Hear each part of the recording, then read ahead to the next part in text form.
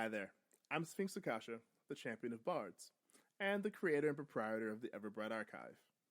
We like to tell stories here, and the best stories are told with a cup of hot, soothing tea. I'm really proud that our show is affiliated with one of the best tea shops in the multiverse, Friday Afternoon Tea. They're a fantastic family-owned company based right here out of the Pacific Northwest, and they offer amazing teas and tea blends that are made for geeks and by geeks. They specialize in incredible blends based on some of your favorite fandoms. My favorite tea right now is called Number 9 for the Tomb. It's an aged white tea inspired by Tamsin Muir's Locked Tomb trilogy, and that's just one of the fandoms this tea shop is inspired by. To learn more and get some amazing teas of your own, visit FridayTea.com and use the code MULTIVERSE. That's MULTEAVERSE at checkout to get 10% off your total purchase, because we're friends now. See you out there on the storied path.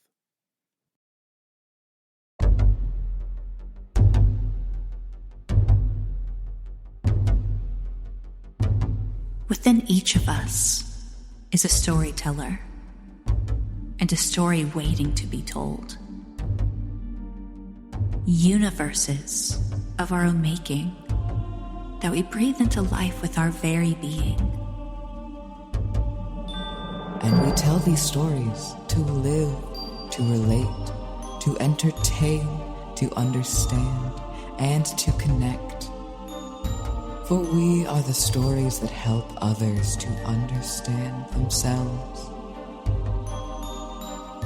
We tell stories that are funny, sad, heroic, common, and fantastical. For we are all these things and more. And when we come together, share our universes with one another, we create something special. We create a multiverse.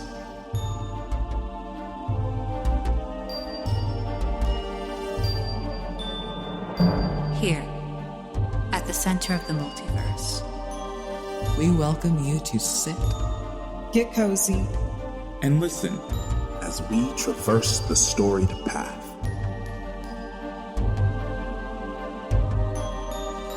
Here, we welcome you to the Everbright Archive.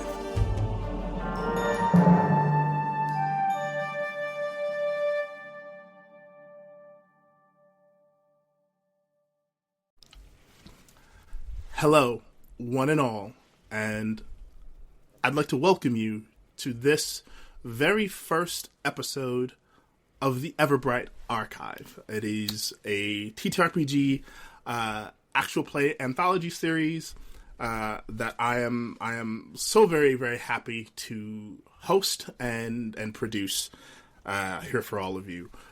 My name is Sphinx Akashaa, and I am your champion of Bards. For now, allegedly. Basically, you're wondering what exactly is a TTRPG actual play anthology series? What does that mean? So, for all intents and purposes, what this means is that rather than having seasons of a show, we're having cycles of a show. And every cycle, I bring 4 amazing creators and storytellers along this ride with me to sit at my table, and we will all take turns telling stories using each of us using a different setting and a different TTRPG system. And every time one of us takes over as storyteller, the rest of us become players in that person's story. So let me introduce you to, let me have my storytellers this season, or this cycle, introduce themselves. We will start with the amazing Bardic Sweet Tea. Oh gosh, me first. Oh no. Hello everyone.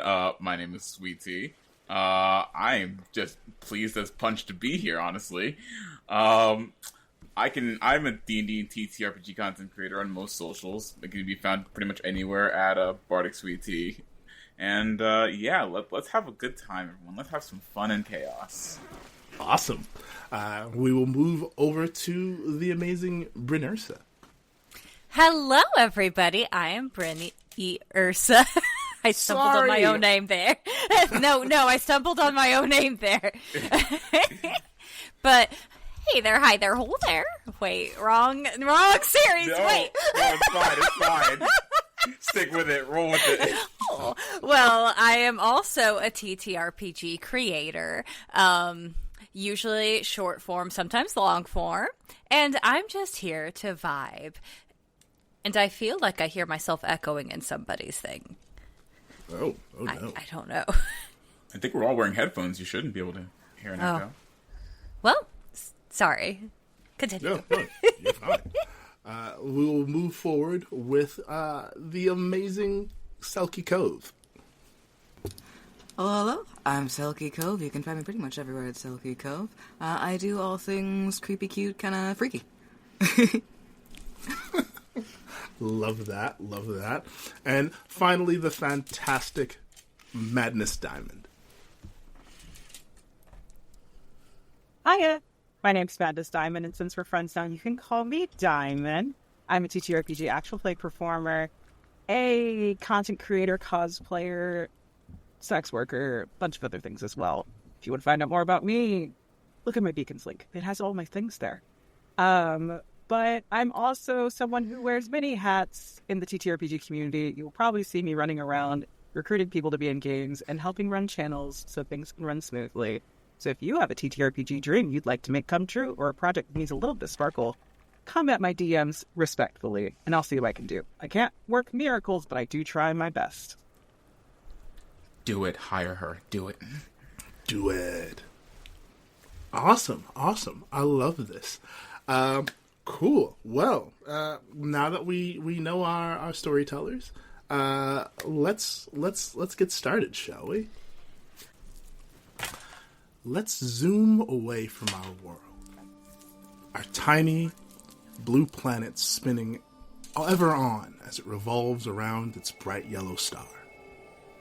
We zoom ever outward until we leave our solar system. Ever outward and through the empty but not so empty void of space, faster as we move away and out of the Milky Way galaxy, comprised of stars and worlds with stories we do not know.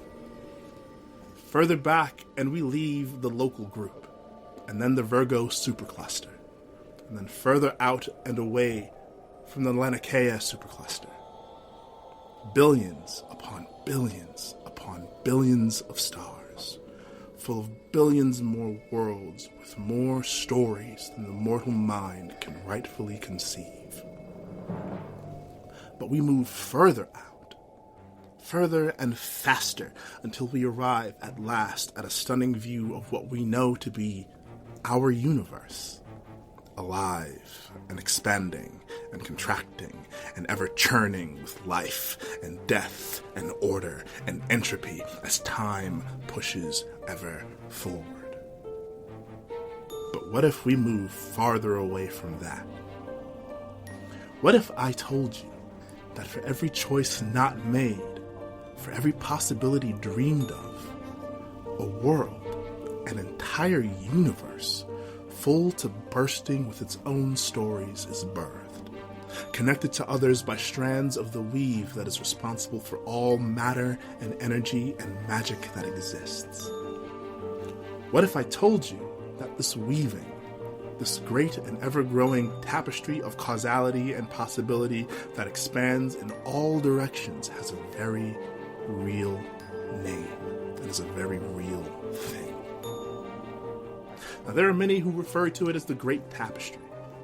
Others refer to it as the weaving. More still have called it the Web of Creation. We know it by its more commonly used name, the multiverse.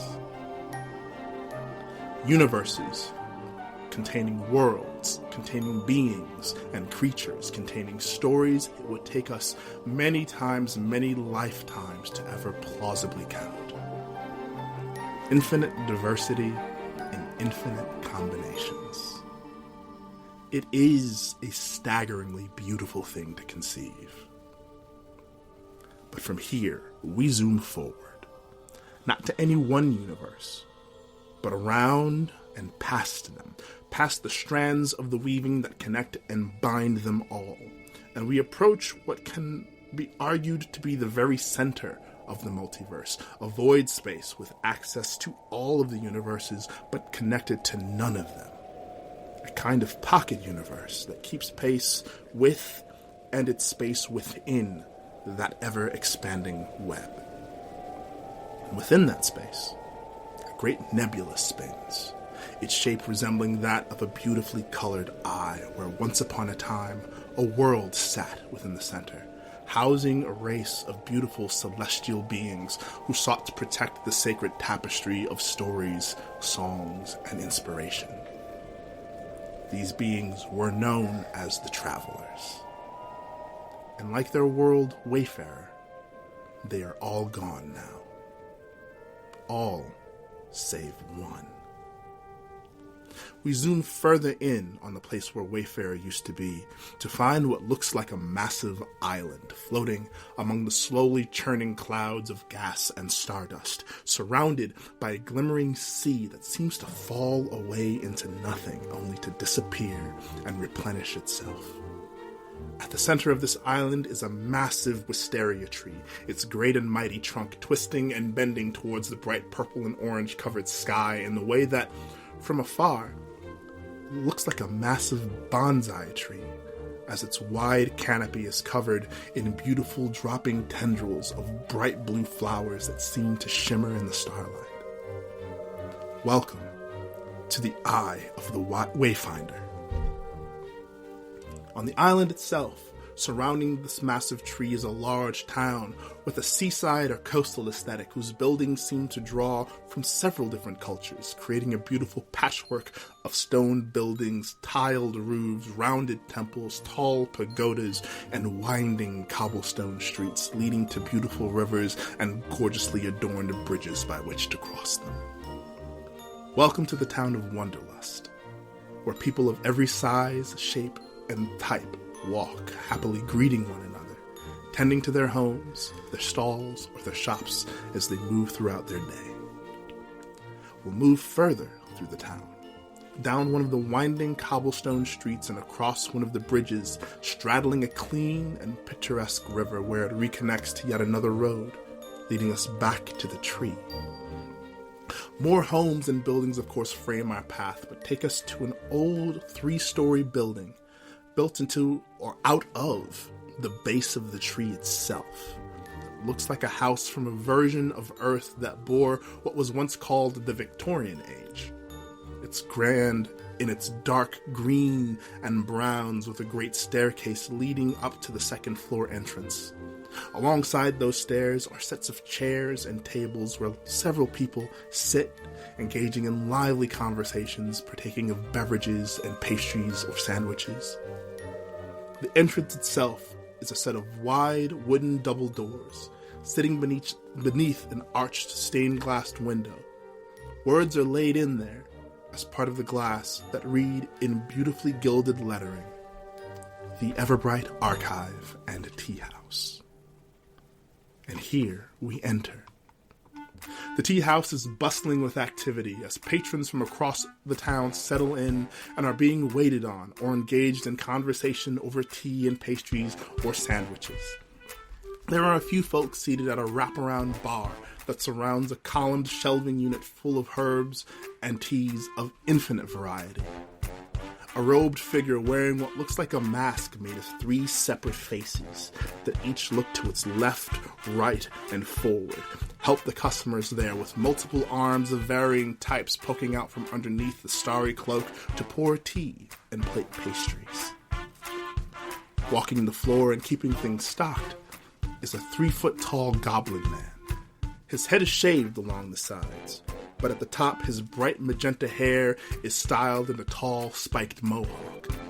He wears a pair of brass spectacles that sit squarely upon his nose and make him look a bit like an older caretaker when paired with the long magenta beard that is braided at its center and capped off with a large brass bead.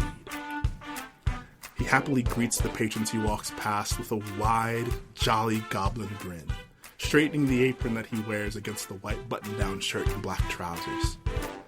We follow him from there towards the front of the tea house, and to the left is a large sitting area full of comfy chairs and couches and pillows to sit upon near walls that are covered in books of varying types. There, a 5-foot-tall robot that looks sort of like a salt and pepper shaker hovers around the area, also in an apron, and carrying a tray filled with sugar, peanut butter, and oatmeal raisin cookies for patrons. Moving to the right, we come to another sitting area, decked out in lush red and purple pillows and blankets near a beautifully made fireplace, where a few logs of ash wood crackles with a warm and cozy flame. There's a large group of the town's children, as well as a few scattering adults, sitting across those pillows, here and there, looking towards a large purple velvet chair and the figure sitting there. He is, when standing, a tall man. His skin is of a mahogany tone with long and tapered fingers that move gracefully as he turns the pages of his large leather-bound book. He speaks in a gentle baritone, and there is a smile that spreads across his bearded face, framed by long, slender dreadlocks that cascade down past his shoulders and rest upon a butterfly-patterned Haori robe that he wears over a black and gold shirt. Upon his head sits a black leather wizard's hat, the cone bent in as much of a jaunty angle as the hat itself sits on the man's head. Here at last, we meet the last of the travelers, who is only known by most as the champion of bards. As he looks up at the children, his silver eyes flash with a bit of twinkle as he speaks. And that, my young friends, is where we end our story today. As he closes the large leather book. A small boy, about 7 or 8 years old, by mortal reckoning, jumps up while everyone in the audience applauds and hoorays. Mr. Champion, you tell amazing stories. And the boy he looks elven, but he has 3 sets of elven ears, each in varying length. His eyes are larger in the face than one would account for an elf. And he wears kind of a tight t-shirt with some show that no one has ever heard of here in the Everbright printed upon it. And, you know, those like weird shorts that children tend to wear, tennis shoes, and socks that he has up to his calves. But what's going to happen to the Glitter Force 5? That you said they just disappeared, and what happened to them? The champion just kind of looks over at the young boy. Well, I'd be happy to tell you that story, but that is a story for another time. But you go on with your mom over there, and as he turns to point, there is a tall woman, somewhere around 7 feet tall, lovely green hair pulled back into a long braid that comes over the shoulder. She is smiling and waving, also with the same 3 sets of ears. Earrings dangling from each one. And she waves as, you know, all the other children get up as well with the adults, and they are, you know, simultaneously, you know, oh, that was great. Oh, thank you so much. That was such a fun and wonderful story. Oh, I really do want to find out what happens to Glitter Force 5. They were cool. And that cat was weird. Why was the cat talking? That was such, and they're all like conversing, like seemingly in the direction of the champion, but also just to each other. And the young boy walks up to the champion, puts a hand on the book. I really hope you tell that story someday. We'll see you tomorrow. And the champion just kind of waves. Yes, little one, see you tomorrow. And the boy goes off with the mom, who waves and brings the boy to the bar to get a treat of some kind. As that is happening, the goblin man from earlier kind of walks up and walks next to the champion's chair, puts a hand on his shoulder. He pulls out a kind of silvery fob watch that looks like it should be too big for his hands, but the goblin's hands are massive and well worked. He has known. He is. You can tell by his hands that he is a crafter. And he looks at the fob watch and goes, "Boss, it's almost time." And the champion kind of looks at the goblin, looks at the clock hanging now on the wall. "Yes, Magnus, I'm afraid it is almost time."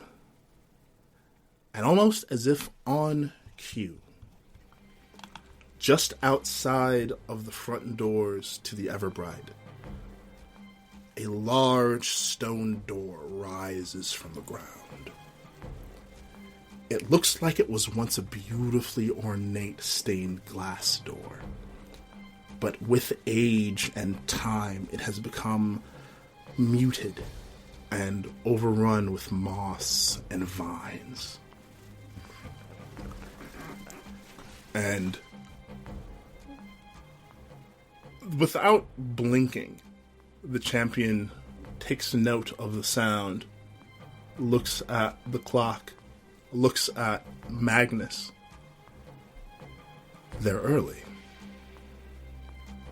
And Magnus is kind of, yeah, I had a feeling that might happen. Should I go and get things ready? The champion nods and stands up. And as he stands, you see that the champion is about 6'1". And, nods at Magnus. "Yes, of course. Let's make sure that our guests are well received." And the door that appears outside suddenly opens with a large, almost granite-y creak. And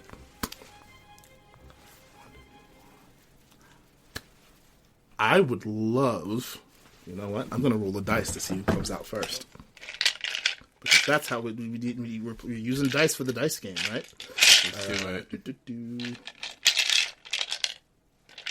Where are you, D4? Here we go. 1, 2, 3, 4. Of course it is. Diamond. I'd like for you to describe who comes out first.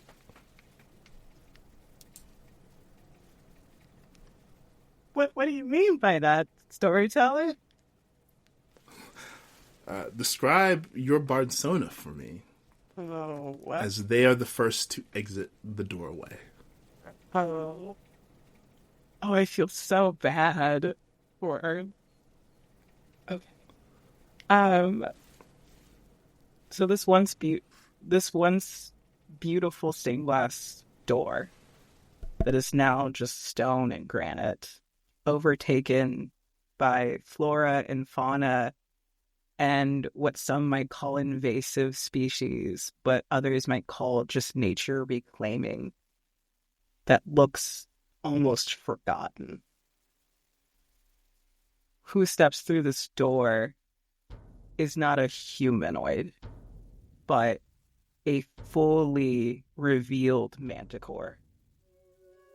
With a face of a lion, horns of a ram that curve up and around the ears, a tail of a scorpion, but also almost with the maw of a snake edging out, leathery wings of a bat, but also mixed with a dragon of some sort that seems to have been stitched together through some kind of arcane masterworking or abomination to creation itself. Takes one clawed paw forward, standing about 3 stories high. But as the paw passes through the threshold, it shrinks. And with every step and every movement into this space, out of some kind of envoy or diplomatic respect, this monstrous beast turns into a more humanoid, a more personable, a more approachable to sound looking, still manticore-like features, but instead there's a face of a feminine persuasion, with still the what some might call a leonin instead of a lion. More human in most features, but with the still blackened nose, long, curly, blonde hair that seems to defy physics with how much space it encompasses just by existing. Lion ears peeking out from the curls and the horns neatly wrapped up along the sides. Golden eyes are what you meet first if you look at this figure's face. And golden spectacles with no chain or no bars, no real frame, just perch atop their nose. And the golden eyes match the golden scarring across the face, on one side particularly, and then down the neck to the chest, because the rest of the body is covered in what would be deemed appropriate as business casual. A red dress with a blouse underneath it, a almost harness style with a book attached to one side and a holster, a couple quills and bottles on the other side, and where there would be lion paws, with each step the paws disappear and turn just simply into heels, clicking and clacking across the cobblestones as if to warn that something approaches.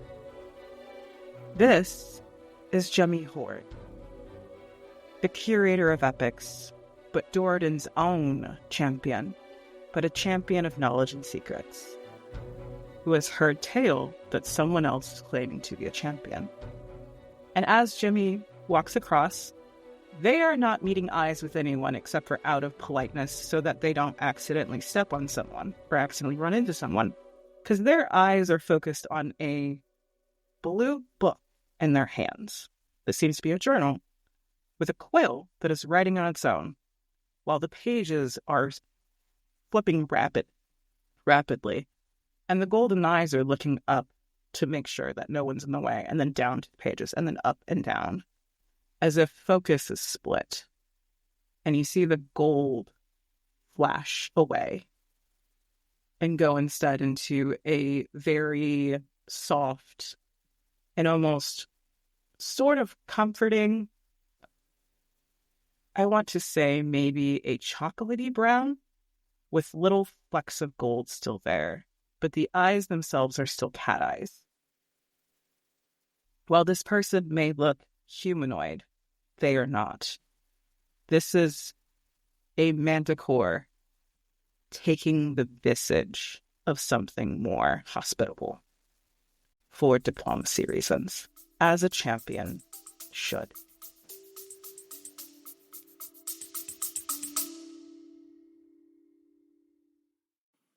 Hey there, this is Magnus, Goblin Artificer Extraordinaire, and you're listening to the Everbright Archive, a TTRPG actual play anthology podcast series. I hope you're enjoying the show. Now, let's get back to it and see what these crazy kids are up to.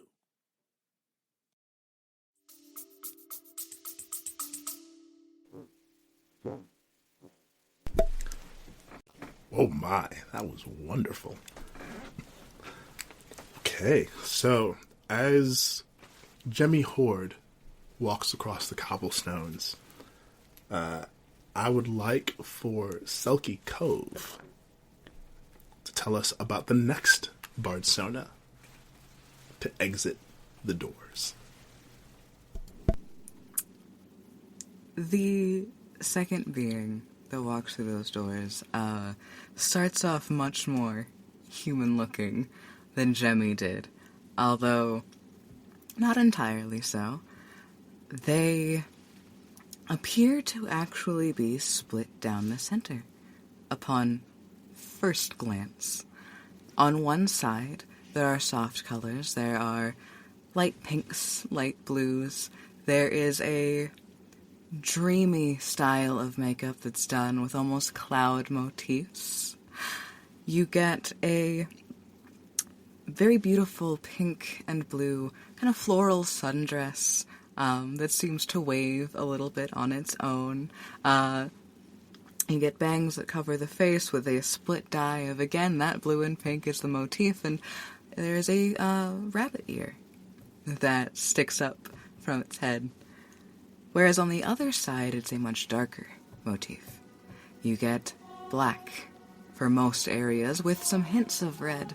You get a trail of, one might almost think of it as blood tears, but they're not quite the color for it, just a little bit off. There is a brilliant golden red eye, more on the red side, that if you look at it, it's like looking into the eyes of a wild hare. It is open, it is knowing, it is a bit freaky. And there is a black and white checkered outfit with shorts and a bit of a tailcoat, some puff sleeves that go all the way down. Of course, there's that hair ear. You get black and white split dye hair on the other side, still with the bangs. And as this being walks through, it's not just it that enters with it. There is this almost mist that follows it, that surrounds it. And if one were to look at it closely, one would find it difficult. One would wonder if maybe they weren't looking at anything at all, as the mist makes it a little challenging to recognize that what's standing in front of them is a real entity. And as they step forward further and further, the visage actually shifts, and that softer side ends up taking over entirely, with some kind of rabbit earrings and a top hat adorning their ears. They are dressed fully to the nines in this outfit. Everything is soft, everything is sweet, everything is rather cute, rather dreamy. And if you were to manage to catch a look at them at this point in time, you'd feel at ease. You'd feel like you've known them for as long as you've lived. And that is Erebos, or, as the darker side of them is called Phobetor, and as the lighter side of them is called Rabbit, though you may know them a little bit better as your dreams and your nightmares. Ooh, yes, I love that. That is lovely. And as Erebos walks following Gemmi's path, I would love for Sweet Tea to tell us about the next Bardsona that exits that door. So, as a heavy footstep thuds into the room, a light gust of wind follows, which would probably blow out any weaker flames that were in the room. A man stands in the doorway, confidently, his tall frame exuding an overbearing energy. His hair is a voluminous afro, shaped into a perfect cloud that frames his face and adds to his ominous presence. His rich, deep, copper skin contrasts beautifully with the striking colors of his outfit. A gleaming golden bow tie sits snugly at his collar, catching the light with every movement he makes. Bright yellow suspenders stretch across his chest, adding a playful pop of color. He wears a crisp black button-down shirt tailored to fit well at his broad shoulders. The shirt's simplicity just elevating the boldness of his accessories. Underneath his arm is a thick, leather-bound book. If anyone were to look at the embroidered lettering on the front, it kind of looks like it's constantly shifting and moving, as if the words are just forming and unforming at each moment. As he moves through the tea house, his suspenders bounce very slightly, and the golden bow tie twinkles, which will draw the attention of anyone that would just happen to see him. But what would draw his attention more are his rather expressive eyes. His eyes glow with a bright yellow arcane energy that would leave a bit of a crackling streak with every movement that his head makes as he looks around the room. And he will sort of gracefully almost glide across the floor as he makes his way towards his intended target. The person who would so... what's the word I'm looking for here? Arrogantly title himself as the champion of bards.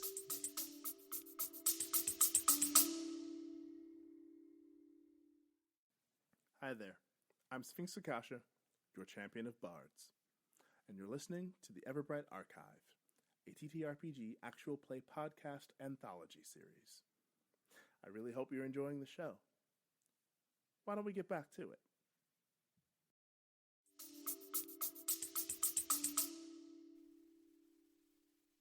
All right, we'll get back to that in a second.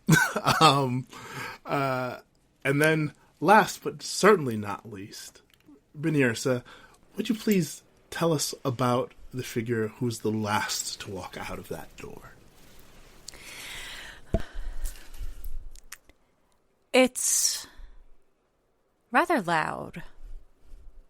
The pounding that you would hear in your ears. Is that your heart? Maybe even? It certainly has a beat. Even. Proud. But no. Coming through the door with a myriad of drums appears it's coming from feet. Dancing into the abode. Surprisingly dull gray eyes. Within, clock hands whirring. But even though these dim brown seas seem so dull, there's a fire within. And these hands whirl very excitedly. And if any were to look at her, shivers seem to crawl up their spine. And instinct tells you to look away. Leave. Immediately. But something about these two-toned lips that curve upward in a smile promise adventure, mischief, trouble. Everything about her is bright, glowing. Her clothing seeming to be made of sparkles itself, flashing.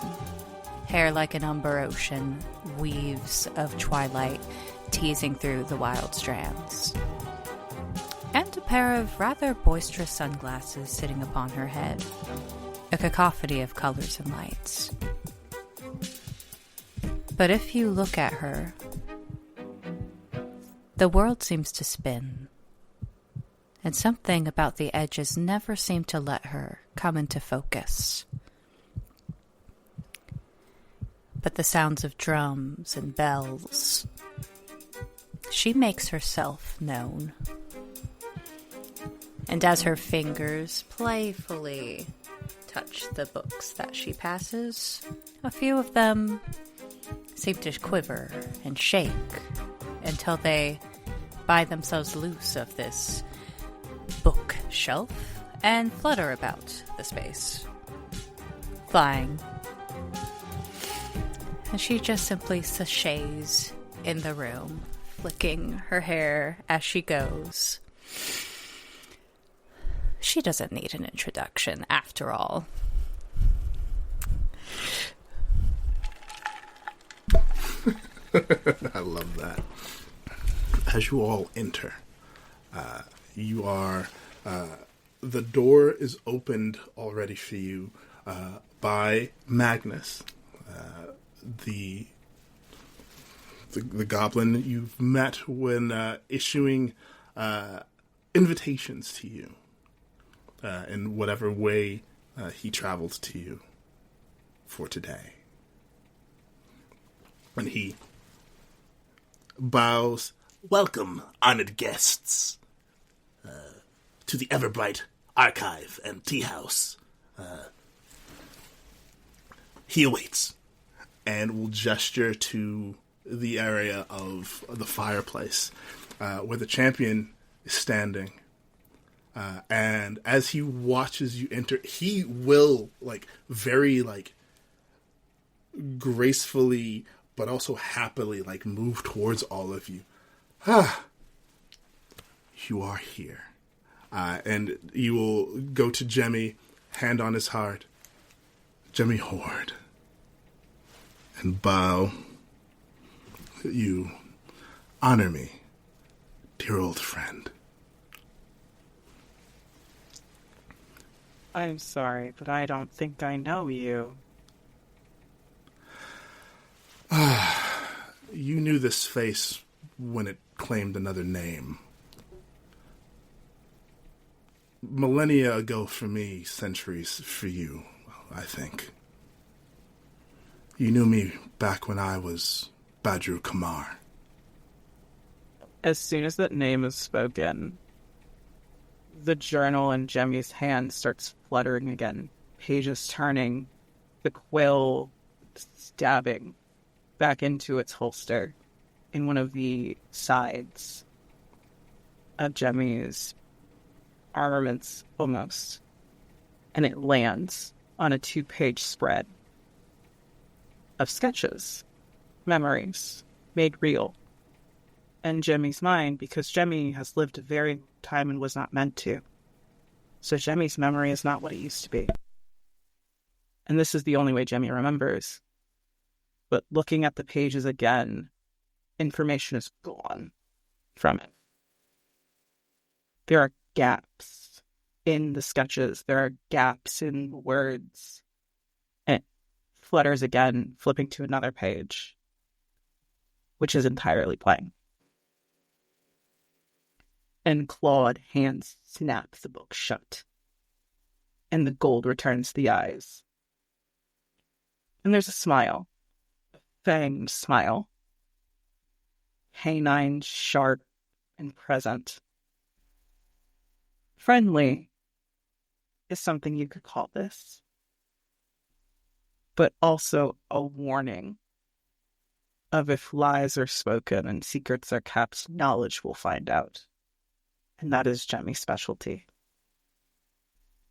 And they just kind of blink away the gold, snap the book shut, return the bow, says, "Well, it's lovely to make your acquaintance again, I presume. But I am Gemmi Hoard, curator of epics and Doradin's own champion of knowledge and secrets." You are most welcome to my domain. Welcome to the Eye of the Wayfinder. And to my establishment, the Everbright Archive and Teahouse. I apologize that it has been so long since we have seen one another. I was only recently alerted to your... I was misinformed that you had perished during the multiverse war. And was only recently alerted to your survival, which I am very pleased. And you see that the champion is, like, earnest and is, like, just barely holding in how excited he is to see you. And that there is more in that excitement than just friendship. There is an almost longing in the eyes to reach out and to touch you. But he keeps control, and he both hands on the chest, and I am sorry that it took so long for the truth to reach me. And I am sorry that you left me waiting in the dark. And Gemmi will pass by. And as they pass by, on their belts is actually a very familiar teacup to the champion. It has flowers crawling up the sides and a little gold rim. There's a little scratch in the paint from times had of too much fun, and it had to be repaired magically, but magic isn't perfect. But it sits proudly with a little protection arcana engraved into it, so it will never know harm again. Because it is a treasured gift from a treasured person.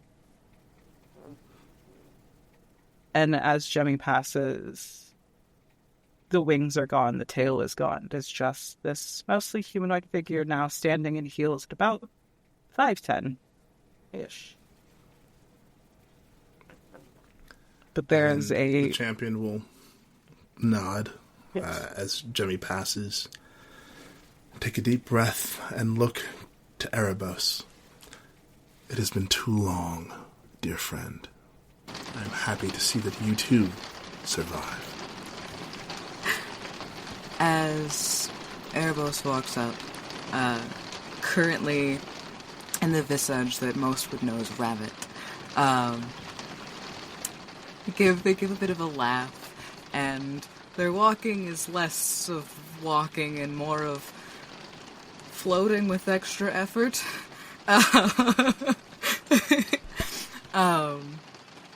And as they walk towards the champion to greet them, it's with a very large smile that they reach out and grasp one of their hands and both of theirs. It's good for us both. Yes. We are very happy to see everyone else lives as well. Indeed. It is good. Yes. It is, isn't it? It really is. It feels like it's been an age since I've been here. Since I've been near any of you. I think it has been an age. Maybe two, even. Who's counting? Certainly not me. No. Wouldn't dream. No, of course not. Of course not. Have your dreams been pleasant? They have been dreams. Well, we'll fix that, now won't we? I certainly hope so, my dear friend. And as Rabbit then releases the champion's hand, they pat him on the shoulder as they pass and go, outside of right now, I'll see you soon. We have business. And we'll go. And then we'll greet the next figure coming through the door as they very much beeline towards the champion, who will give a very gracious bow forward. Tyzon, the composer of Chronicles, graces my door. How good it is to see you. You speak so pleasantly for someone who has dealt such an insult without even seeing us. I am still unaware of how what I have done is such an insult.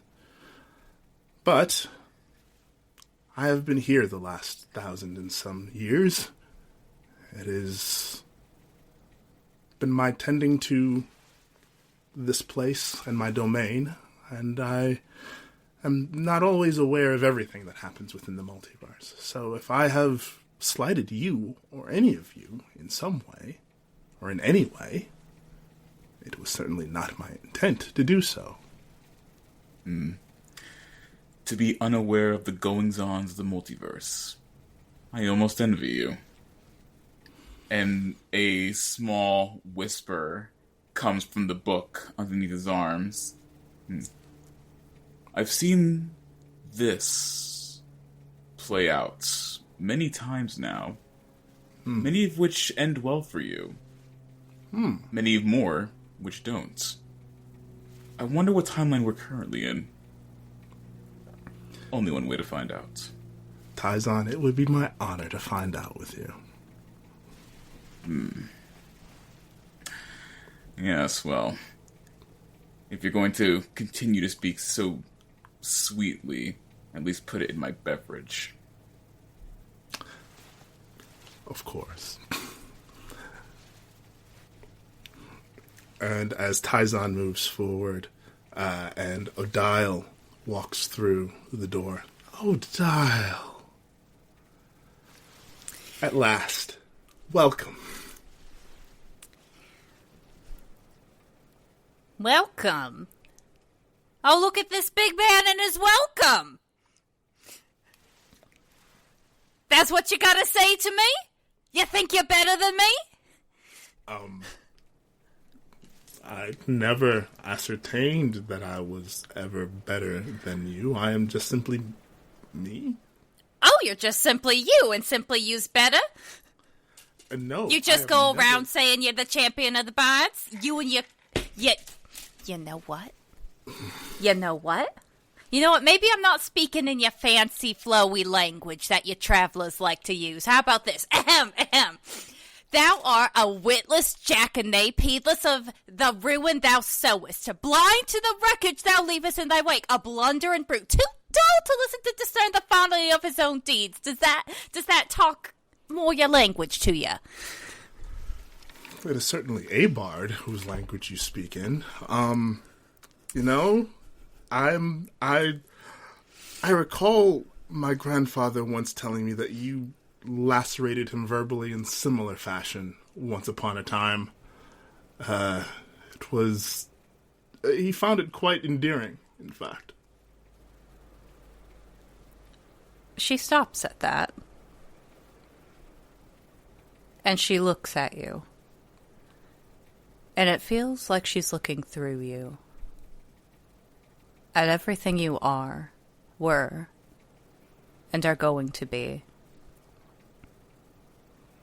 Your grandfather told you that.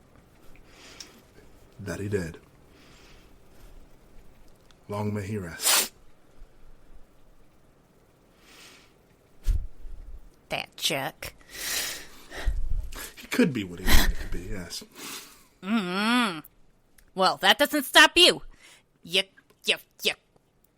Quamans, you gotta stop doing what you think was best. You Mr. Champion of Bards. Oh, look at me. I'm just gonna decide that. Oh, I defeat all the things in all the wars. You know what? Come here. Yes, Come here. He walks over. And she is significantly shorter than your 6'1" self. And look at you. It's cold out there and you wearing your butterfly coat there, and you don't even have any layers there. It's warmer in here. There's a fireplace and there's tea and chocolate. Should you want some? I stay pretty warm in here. I want cake too. What kind of cake? Would you like? All. It seems like all the cake. You heard me. Okay. And he kind of leans over to Magnus. You heard the lady. And Magnus, yes, right away. And he just kind of zooms off towards the back room. And may I escort you to your seating area, Odile? Might I have the honor? You may. And she loops her arm around yours. And looks up. You sure you want to do this? It's not a matter of wanting to do anything. It's a matter of needing to. Of needing to do right by both myself and everyone here. All right. You know your grandfather talked like that. I try to take as much of him with me as I can. Well, don't take too much. No, of course not. Man was a constant good boy. womanizer. Right, good boy. All right, escort me. He escorts you to where everyone else is standing in basically the storytelling nook, where there's the fireplace with all of the beautiful pillows and rugs and things near the window. And he kind of places you closer to the fire so that you'll be warm. He goes, friends, bards, storytellers all, thank you for accepting my invitation here to settle business which has been, I'm certain for all of us, a long time coming. Let me make you a bit more comfortable. And he flings his hands out, and for the first time, I think either of you see him move with the power of a celestial. As the room that you are standing in expands. And rather than this kind of square room, it expands and rounds out into a circle. And as he gestures very slowly, very smoothly, 4 very lush, very comfortable chairs all rise from the floor behind where you stand. And a crescent moon-shaped table forms in front of you of beautiful basalt wood. Beautifully lacquered. And he sits on the inside of the crescent while you all sit on the outside. Please be seated. And as you all sit and he sits as well, you all notice the brim of his hat begins to kind of jostle and move. And what you thought was the brim of a hat actually kind of turns a long, craning, serpentine neck to look out at all of you. A small black dragon nestled around the cone of his hat. And yes. It's been some time since you've seen me. The Tressum I once had is no longer with me, as it was a part of the part of me that was mortal. This is Lapsang. He is a tea dragon I found on a universe. Which universe was that? MX35, I believe. They are a fascinating species, one of several different types of tea dragon that can create various kinds of tea. Their tea is their breath weapon, actually. And a small cup will just kind of appear in the space in front of him, and Lapsang will just bend forward, will spray a beautiful black tea steaming into the cup, and then will wrap itself around the cup to warm itself. Its tail coming up and over to form a bit of a handle for the champion to use. And he does this from time to time. I don't make him do it. He just does. I've not caught on to why just yet. It's what it is. Please, if you all like teas or beverages or pastries of any kind, I would be more than happy to accommodate you all. As they all go to sit, Rabbit turns the chair around, pushes it over, and lays on it, as then it then starts hovering off of the ground, so that where the seat actually is, they kind of fold their arms and rest their head on it.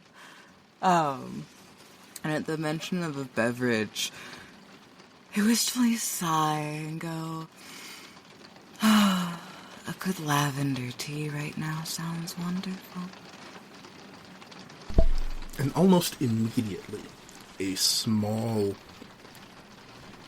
lavender-colored, kind of chubby, not quite a wyvern, but a, I'm blanking on the type of dragon this is. I think it might be a wyvern, actually. It's the kind that does not have arms, but just has wings and feet. Kind of walks over to where you are, and it is carrying its own cup. And it puts it down on the table in front of you, and then sprays tea that smells very strongly of lavender into your cup.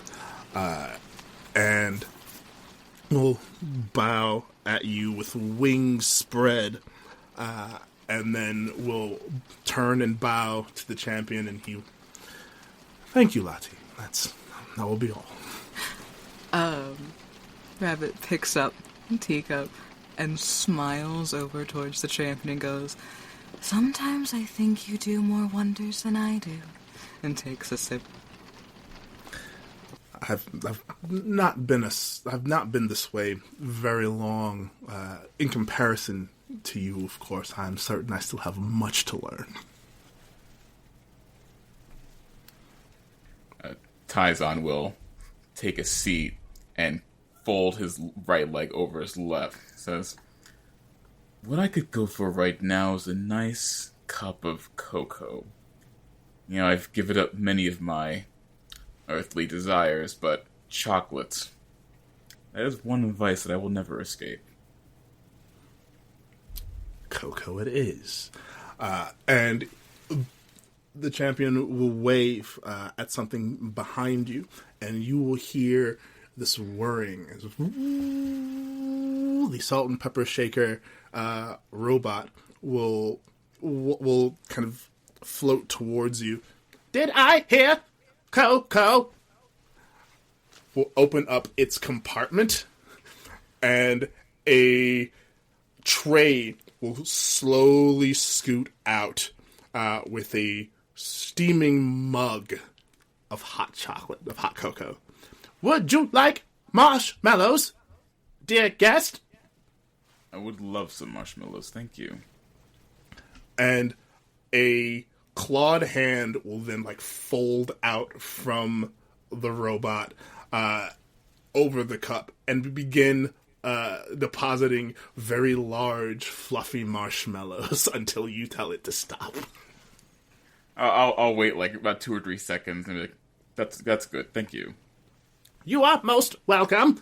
And it will then take that same clawed hand, grab the cup, and very gently place it in front of you. Please enjoy. Would you also like an oatmeal raisin cookie? That won't be necessary, thank you. Very well. And it will slide the tray back into itself, will kind of shake itself and slide off into the background and wait for its next orders. A very helpful robot you have there. I'm grateful that we're in one of the universes, that it's not dangerous. Yes, I actually salvaged it from its original timeline after the war ended, and it took some time to reprogram it, but Magnus, and we'll gesture to the goblin, Magnus works wonders. And Magnus will, you're too kind to me, boss. It's like, will you stop it with the boss already? We are friends. We opened this place to get you. We helped me build this place. It's like, yes, but we're not going to get into that. We're not going to get into that. Not here, not now. We have guests. Yes, you're right. You are absolutely right about that. The goblin is merely respecting hierarchy. There's nothing wrong with that. There is a time and a place for hierarchy, and Magnus is very, very obviously messing with me, and he knows that. And Magnus, you see Magnus kind of give a bit of a smirk. I'll be over here if you need me. So suddenly being in a senior position doesn't suit you, champion. And the champion kind of blinks at that. It kind of leans forward. Tyzon, I seem to be under the, and please correct me if I'm wrong, under the impression that you seem to think that I've claimed some throne or position of authority here.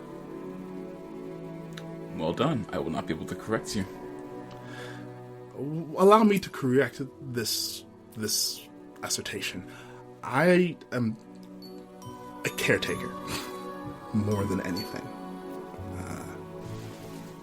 This place, these people, and gestures to the window, to the town that lays outside of it, are my responsibility to care for. I have never once have I aspired to any mantle of leadership or any throne. While there are some Celestials who call themselves gods, I am not one of them. My people never did. I am here simply to steward and to protect as best as I can. No more, no less. And he'll just take a long sip of his cocoa. Is it good? And he gives you a long daggering stare. He says, "Yes, it's good." Very begrudgingly. Excellent. And then we'll look to Odile and Gemmi next too. And what about the two of you? Odile, you mentioned cake. And Gemmi! Cake is forgotten. Gemmi, hello! Do you know me right now? Odile, my dove. My beloved. Oh, I'm a dove. You did know me. Odile, You're how could beloved. I ever forget you? And Gemmi very pointedly sits next to Odile, very close. And it is kind of like the shoulder to shoulder, to where all it takes is a turn of the chin to be able to have a secret conversation between the two of them. But Odile, as soon as you sit down, you feel a weight in your lap. As a once invisible but now visible little chimera poofs into existence. And you know this to be Oscar. Oscar! it's just Oh Jenny's my little goodness. who chooses to be small or chooses to be big, and is just mischief incarnate, and loves Odile more than Joey.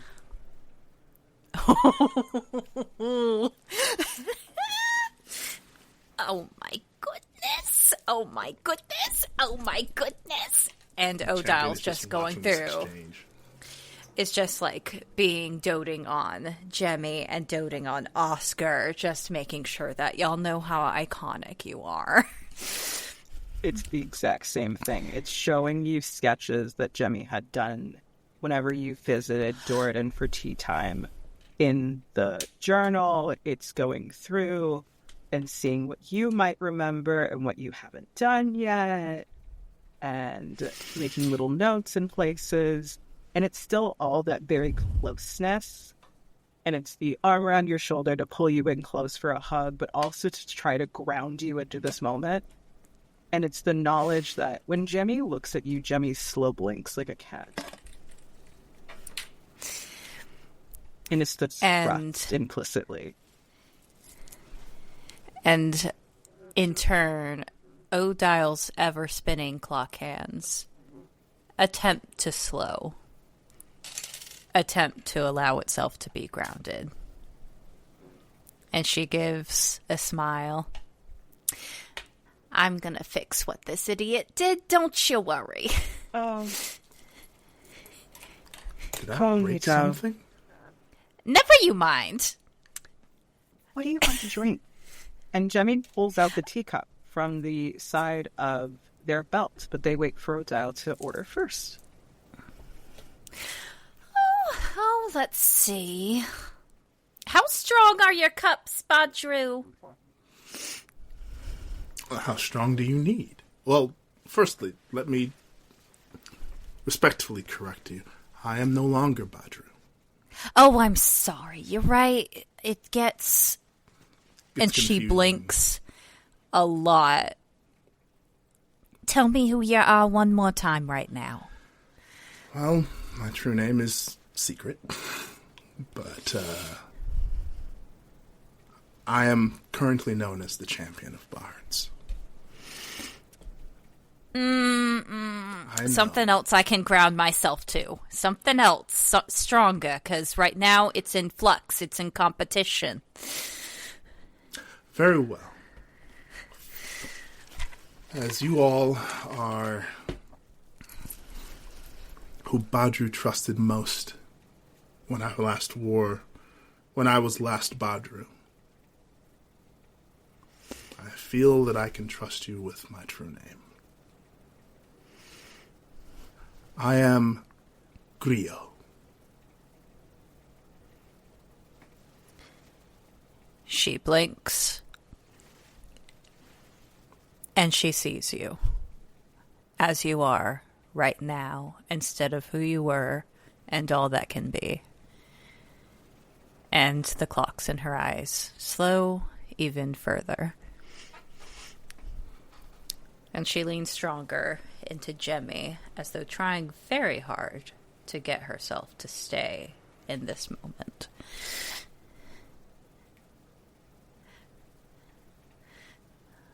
Well, thank you for trusting us. It is the least I can do.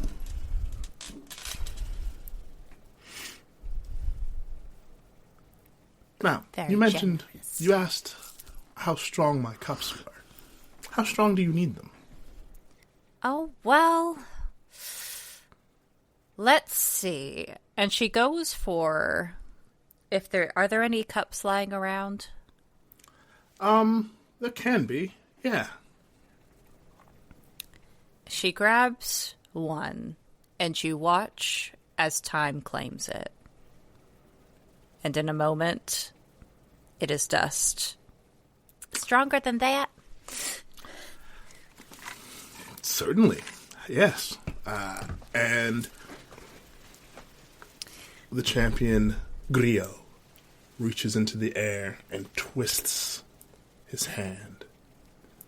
And as he does, a pool of stardust will coalesce and will shape itself into the semblance of a cup. There's a This will moment. hold any liquid, any temperature, and should stand the test of time. Should time be an actual concept that you're worried about, which... And he leans forward conspiratorially. I know you're not. And he puts the cup in front of you. Yes! Gemmi, look at this! It's a cup. And it is a nice size, like it is one of those like big old cups. Big old bowl It's cups. a big old cup of stars. Gemmi, it won't get destroyed. Sorry, Phobetor, what you singing something? Oh.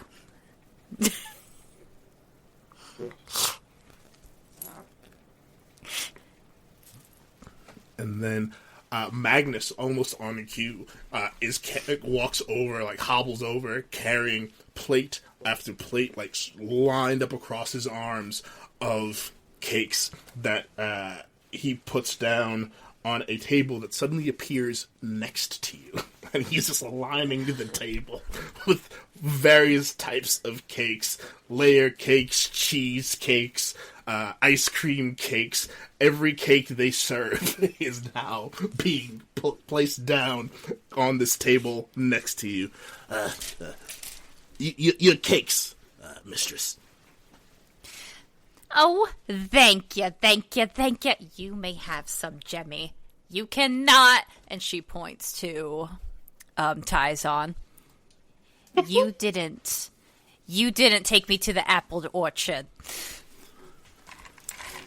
I did not realize I was supposed to.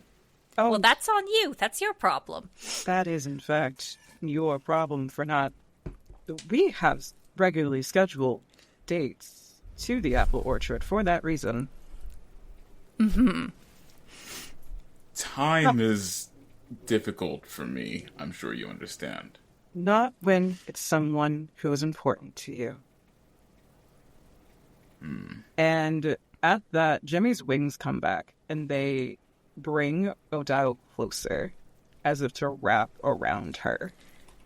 Like almost a shawl. And you see talons that are perfectly manicured, like Gemmi's claws. Just slightly rest there, but outwardly pointing the talon in a protective space. Well, if it helps at all, there are a number of universes where we did go to the apple orchard. Well, yes, that's true. But I want to go in this particular one, and you weren't there. So.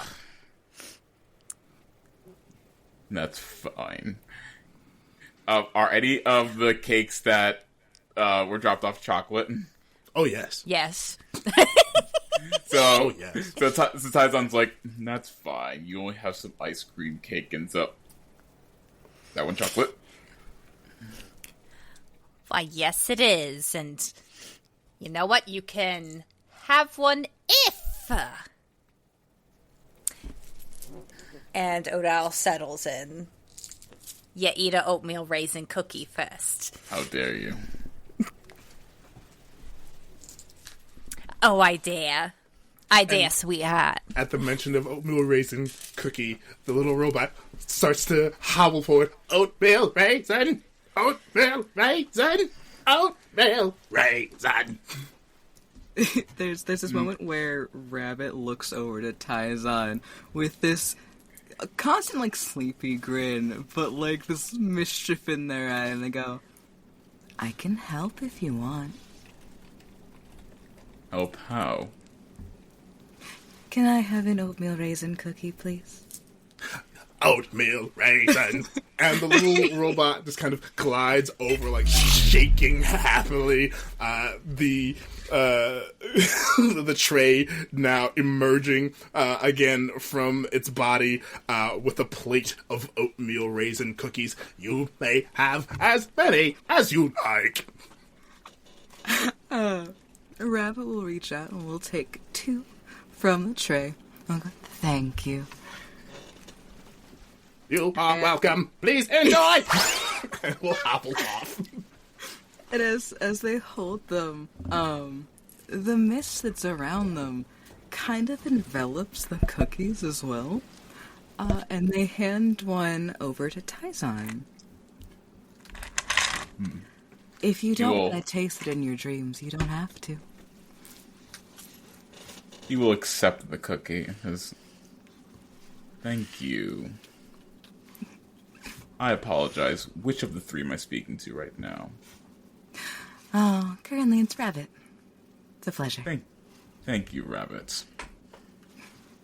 Anytime.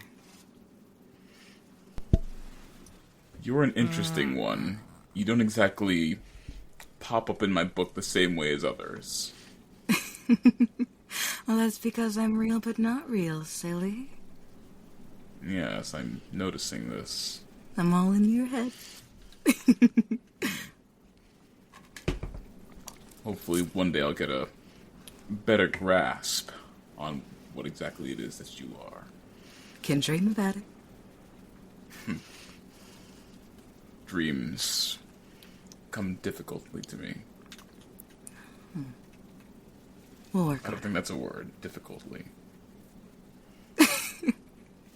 We'll work on it. Now eat up. You can get your cake after you eat the dream cookie. And he will eat the oatmeal raisin cookie.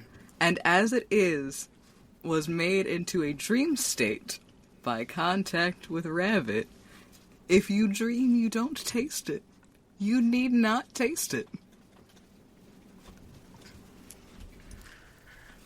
And he will enjoy the fact that he's not tasting the cookie, but pretend like, it's very delicious. The robot will be shuffling behind you. Thank you very much. I made them myself.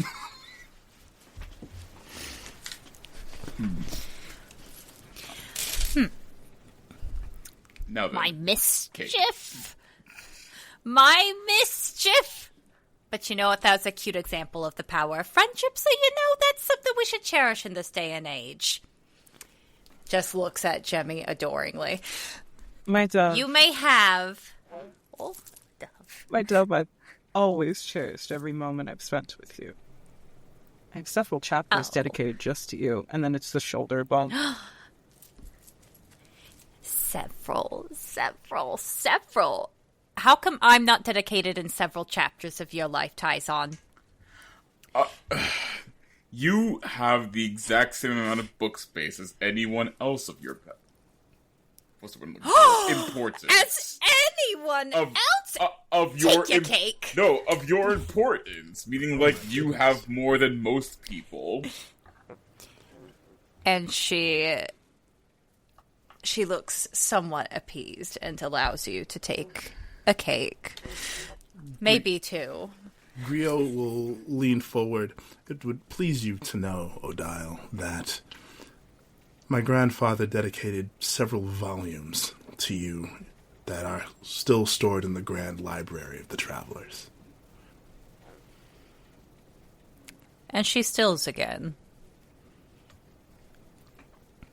And really looks at you. He remembered me. Yes, of course he did. He was a Celestial.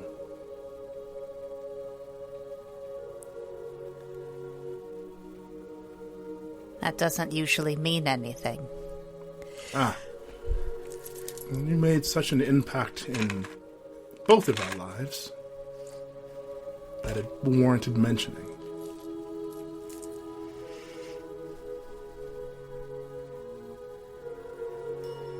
And she continues to look at you as though trying to figure out if this is a lie, a mistake, or even something she may need to fix.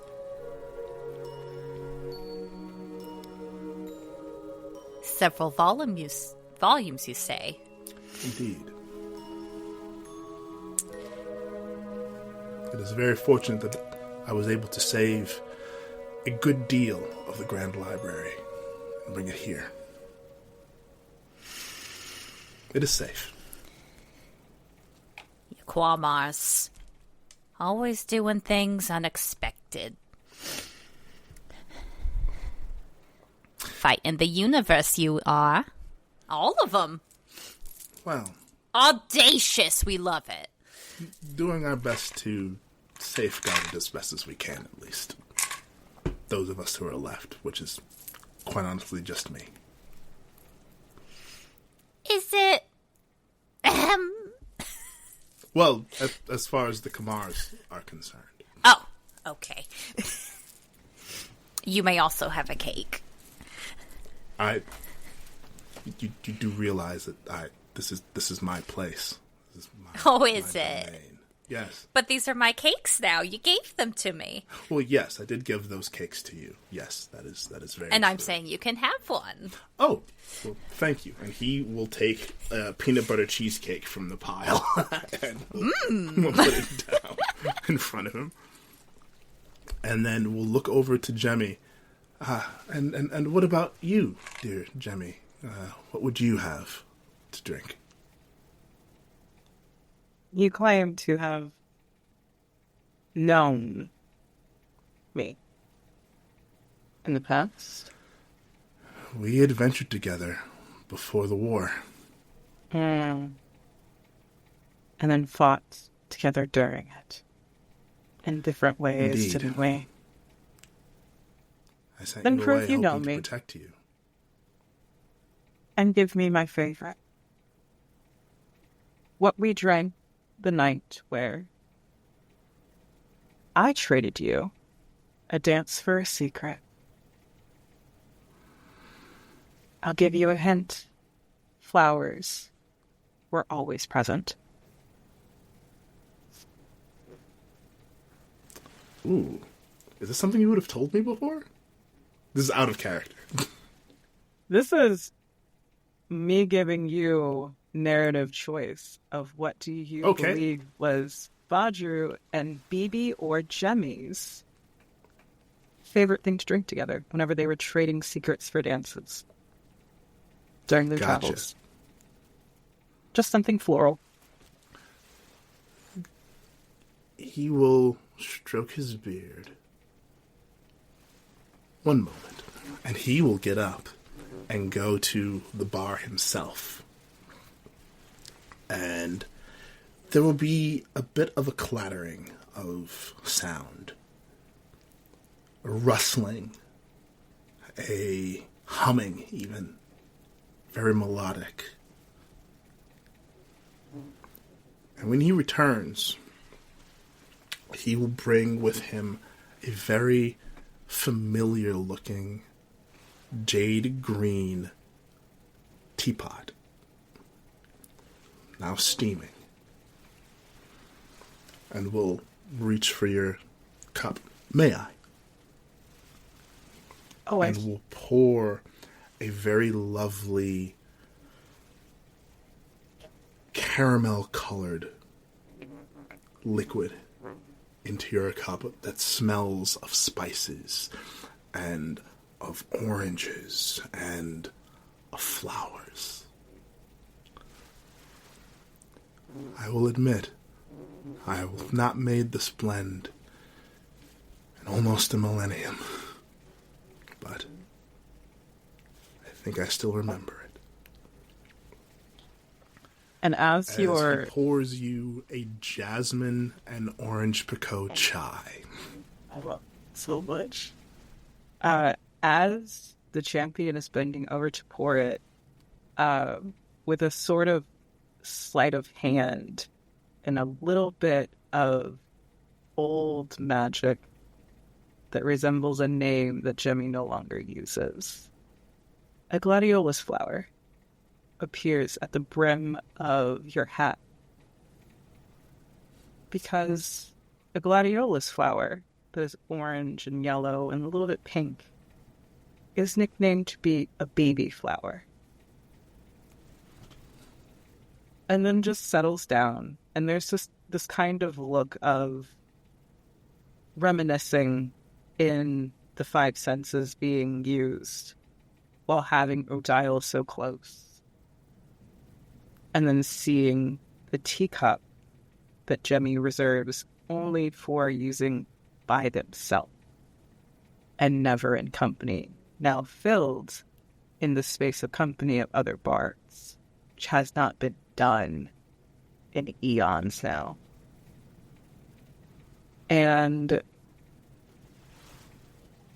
in that moment, it's that look of yearning, longing, turning into heartbreak, the gold flashing and pulling back again, and then the shimmering of the scars getting a little bit brighter before dulling, as if there's a phantom pain happening, because there was a promise made that the next time they saw each other, they would have tea.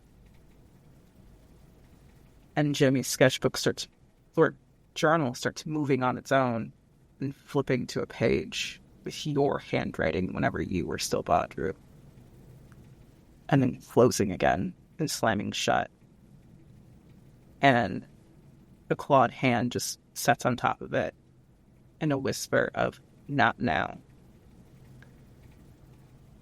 But then it's just the poised, professional, envoy, diplomatic, champion to champion look of gratitude for hospitality.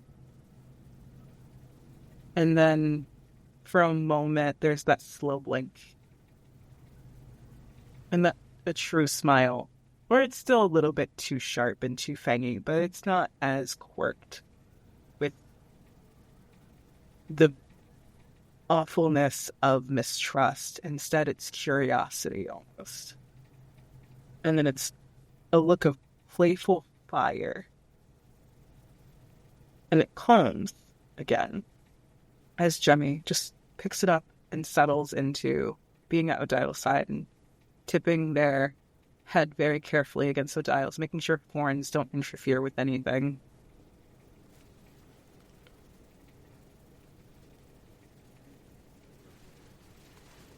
And Griot will nod as he sits back and he places the teapot in front of you.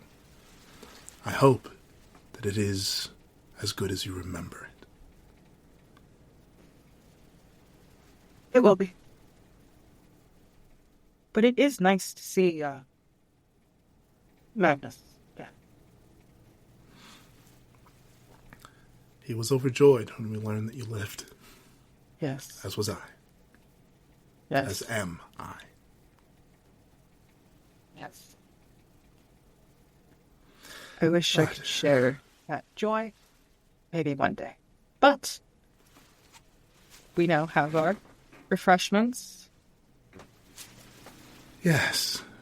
We are here together today to begin,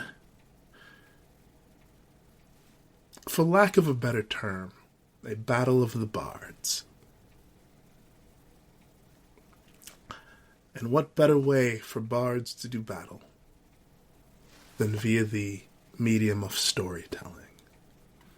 And what better way to decide who wins this battle of the bards than to have all of reality judge us and decide for us whom the champion should be. And with that, he reaches a hand towards the ceiling, and the ceiling falls away upward into a sea of stars. Or what look like stars, but you see streaming all around in beautiful concentric movements with various points and strands and webs of the multiverse. Let all who hear our stories from henceforth judge us accordingly. And whoever is chosen to be champion, let us agree that the rest of us will seek no malice, no vengeance, only acceptance and honor.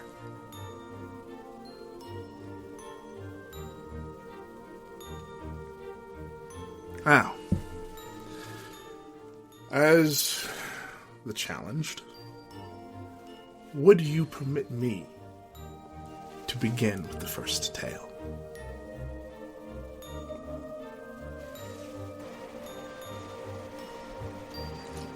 It feels like it's been ages since we've told the story together. I would very much so like to hear your tale. Yes, by all means, let us hear what the champion has to say.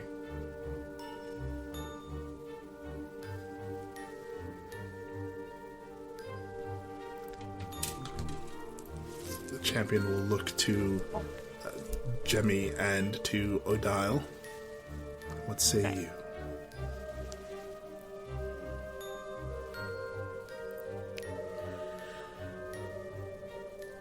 Let's see if you've improved any since the last time you told the story.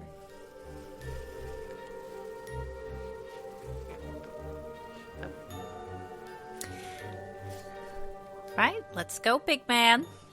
Show us what you got. I have been practicing. Granted, it's been with mortal children, so we'll see what that's worth. And he will put his hands together, and as he pulls them apart, a large leather-bound book will appear. Ah, yes. This was a story my grandfather told to me before the end of the war. Before what happened. He called it the last story. And as he turns the page and begins, we now switch to the point in our show where we actively are playing this game. It is using a system called Fabula Ultima, written by Emanuele Galetto, and it is a fantastically built system that takes its inspiration from lots of anime and JRPGs and things like that, which I thought would be perfect for the story we're about to tell. So, here we go. We find ourselves on Earth 369M-8. It is an Earth that, like many of the Earths in multiverse, has evolved technologically pretty much for a while a similar rate, but due to the absence of colonialism, many cultures were able to move at paces which outpaced the Earth that we might know now. And as a result, they were one of the Earths to become acutely aware of the multiverse. And while they might not be able to openly practice magic, or practice magic at all, they are aware of its existence throughout the multiverse. Magic is just one of those things that they have not been able to quite tap into yet. We find ourselves in what on most Earths would have been called the United States of America. But we know it here as the Federation of Nations. In an area about consummate to what we would know as the American Midwest. Let's say Illinois. Chicago, even. But this Chicago is beautiful. It is clean. It is advanced. Mag trains run at rapid speeds. bringing people to and fro. Cars that run on solar power or electrical power even go back and forth throughout the city. And we come to... roll a dice here. We come first to the home of one Lysandra Agni. And Lysandra, it is early Tuesday morning in the year of 2024. How does Lysandra start her day? Lysandra starts her day in a bit of a hurry. She might have overslept because she might have been out later than expected last night, even though it was a school night, because, well, Lysandra, works as a teacher.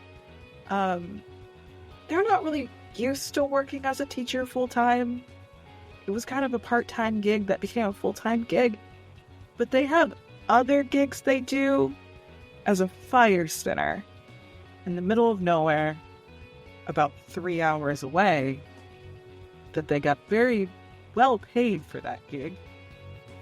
And on the drive back, they might have made a pit stop with a bunch of other dancers and performers to practice some new things because someone got a new toy they wanted to try out involving a propane tank, a blowtorch, and 12 different sets of toy fireballs.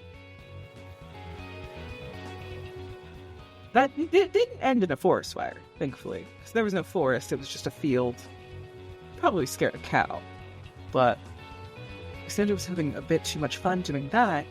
Got back home maybe 3 hours before now, and is currently waking up to their alarm on their analog clock in their living room on their coffee table, screaming at them that you are about to be late.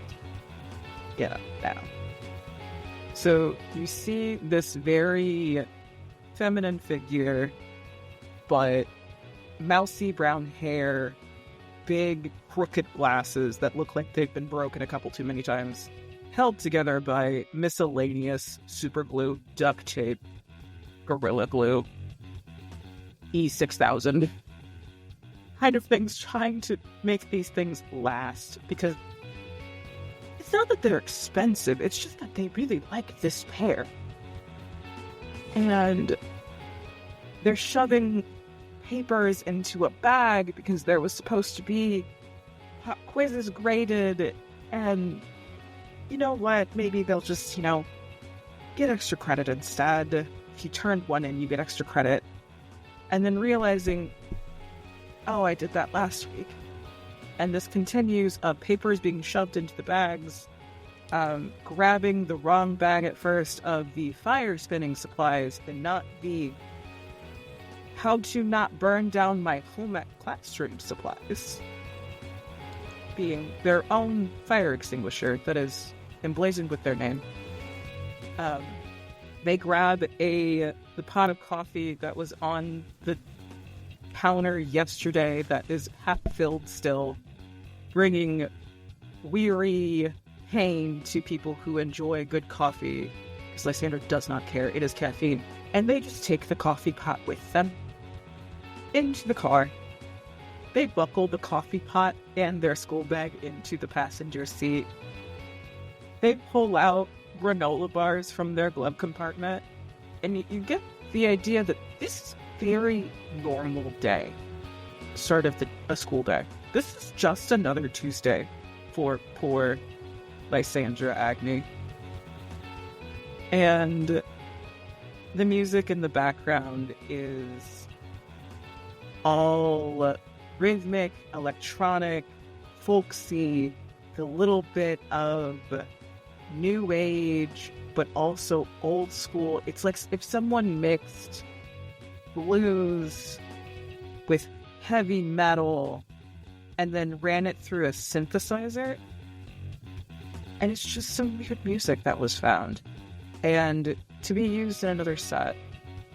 And then it's also flipping the station to hear any news going on around town, because it is that time of year where things start getting a little weird. And as you flip the station on your radio to the news, you hear a very familiar shock jock, one of the locals. And right back here at ya, it's Crazy Pete with the news. It is Summoning Day! Summoning Day! Summoning Day! Summoning Day! One lucky student, maybe two, will be summoned from our local schools to go to another world. As it happens every so many years, sometimes 5, sometimes 7, who can keep count anymore? But who will be chosen? Who from what school will be chosen? Will it be the Sidney Poitier Academy again? Who knows? We shall see. More on that later on. But now, here's a song from our current president, Bruno Mars. Back from his old life as a pop star.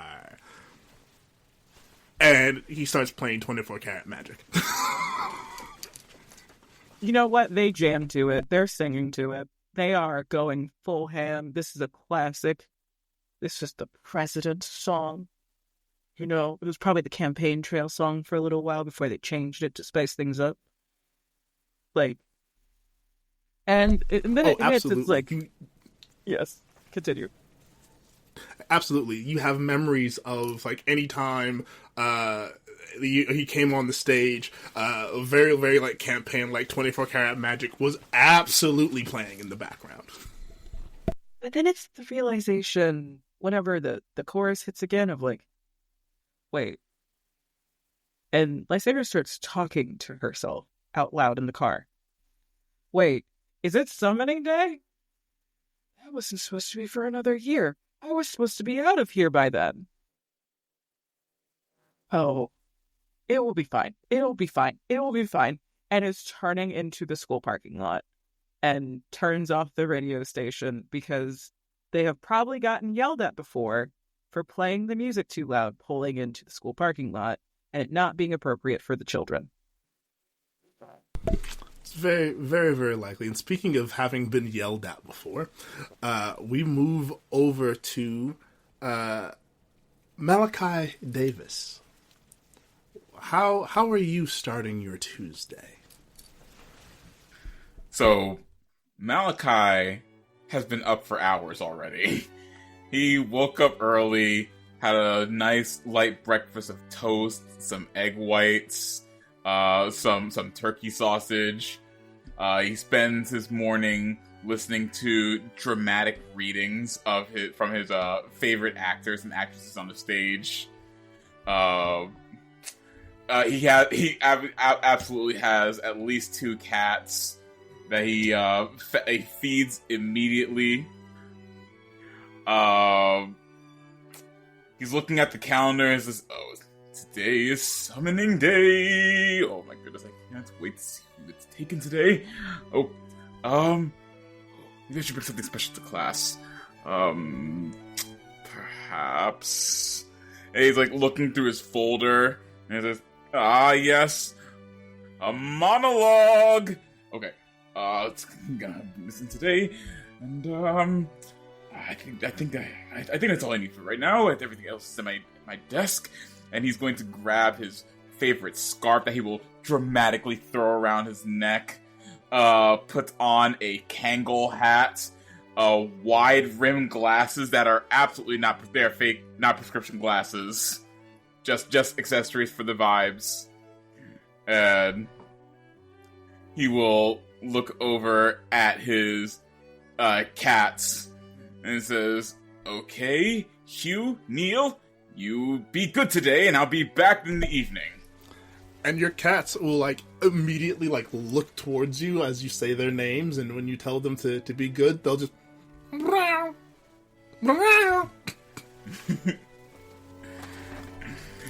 And with that, he will jubilantly saunter out the door. Excellent. I love it here. Okay, that will bring us to Blaidd? Mr. Blaidd Laoghaire? Am I saying that right? It is pronounced Blaidd Leary. They Blaidd are both Leary. Irish names. Well, Blaidd, I gotcha. how do you begin your day on this Tuesday? So, I'm gonna start by describing Blaidd for a very important reason. Because as this day starts, Blaidd has this short, shaggy, dusty purple hair with these, one purple eye, one eye most people can't see. That's because it's entirely fucked up. Blaidd is covered in scars, but also covered in tattoos, absolutely decked out to the nines in piercings. And Blaidd has such dark circles under his eyes that they are designer. And they are not only designer, they are custom-made designer. This man gets no sleep. You're not sure how long Blaidd's been awake for. Blaidd is not sure how long Blaidd has been awake for. It's a moot point. And Blaidd is currently sat with a can of spray paint, not using a ventilator, as should be, not having any window open, as should be. Don't do as this man does, do better, and is spray painting signs and such for the protest that he's going to be attending the following night. And if you look around Blaidd's room at all, it's covered with this stuff. It's covered with the materials. There's spray paints. There's so much discarded cardboard. If you have cardboard and you don't want it, it'll probably end up at this house.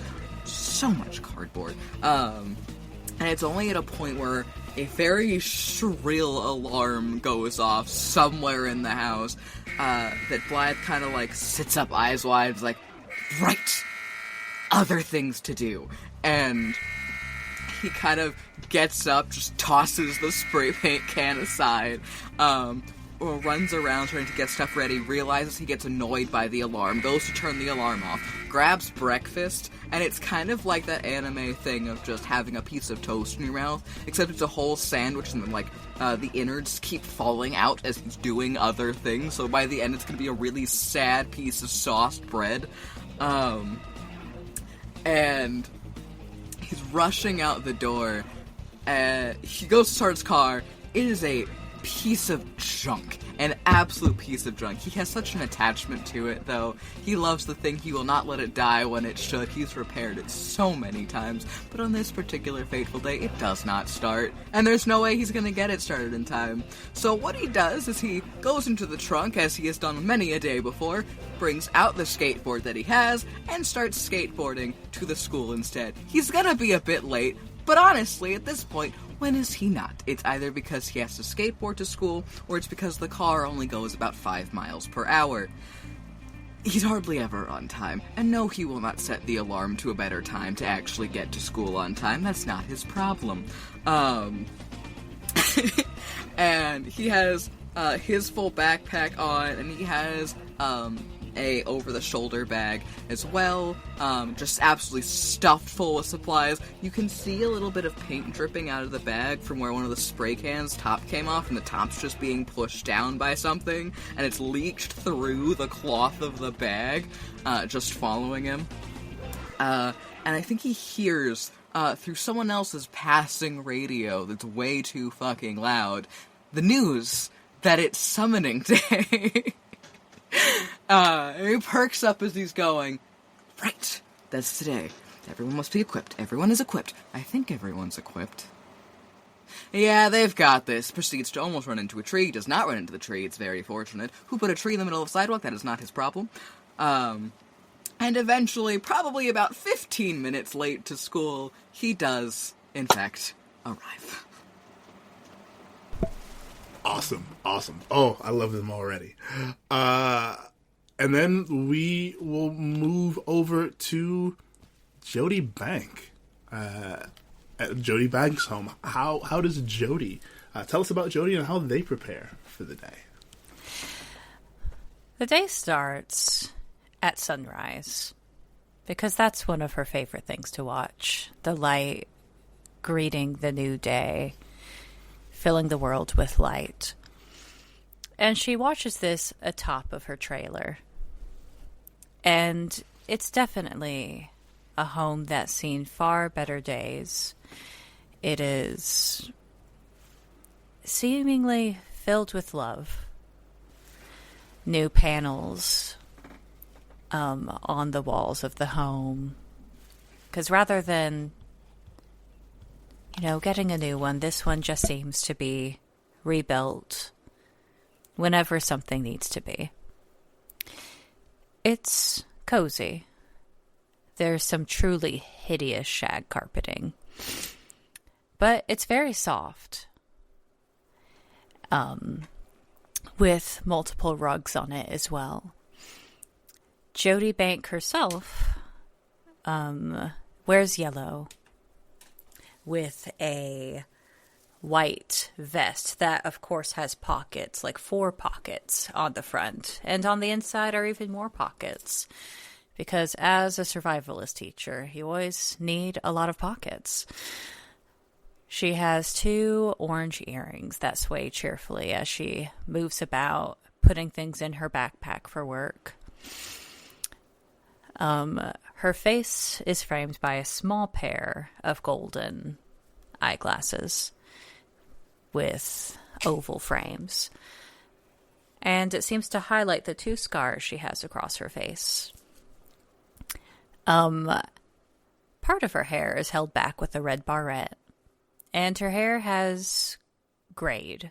You can see some color beneath it. And as she hears the president, or rather some of the president's songs playing on the radio, she kind of sings along. Wherever you go, that's where I'll follow. And she looks over pictures in her hallway as she prepares to leave. Nobody's promised tomorrow. Her voice isn't particularly beautiful, but it's keeping a tune, and it's filled with a faint warmth. If the world was ending... She picks up a picture on the table of a man holding up a little girl cheerfully in his arms.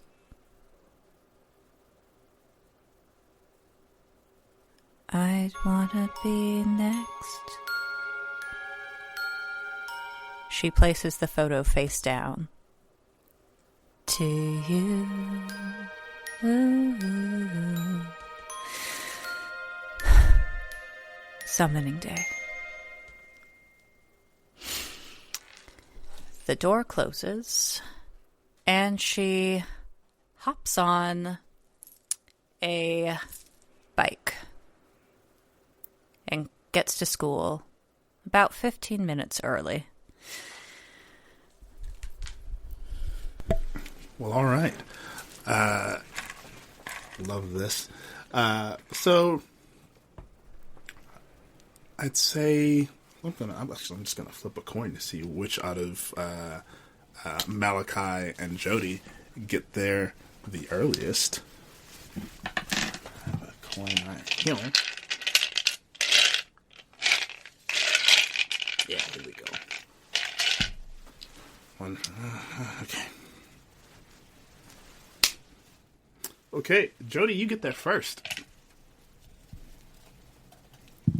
And as you arrive, you are greeted by a tall, older gentleman walking through the halls, kind of checking on things.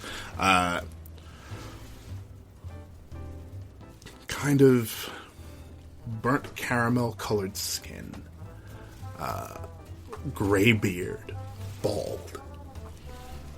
Bright gray eyes. In a gray suit. Buttoned up. Three-piece. So, vest. Black tie. Walking down the halls. And he catches eyes with you, and you know this gentleman, Jodie, as the principal, Mr. Q.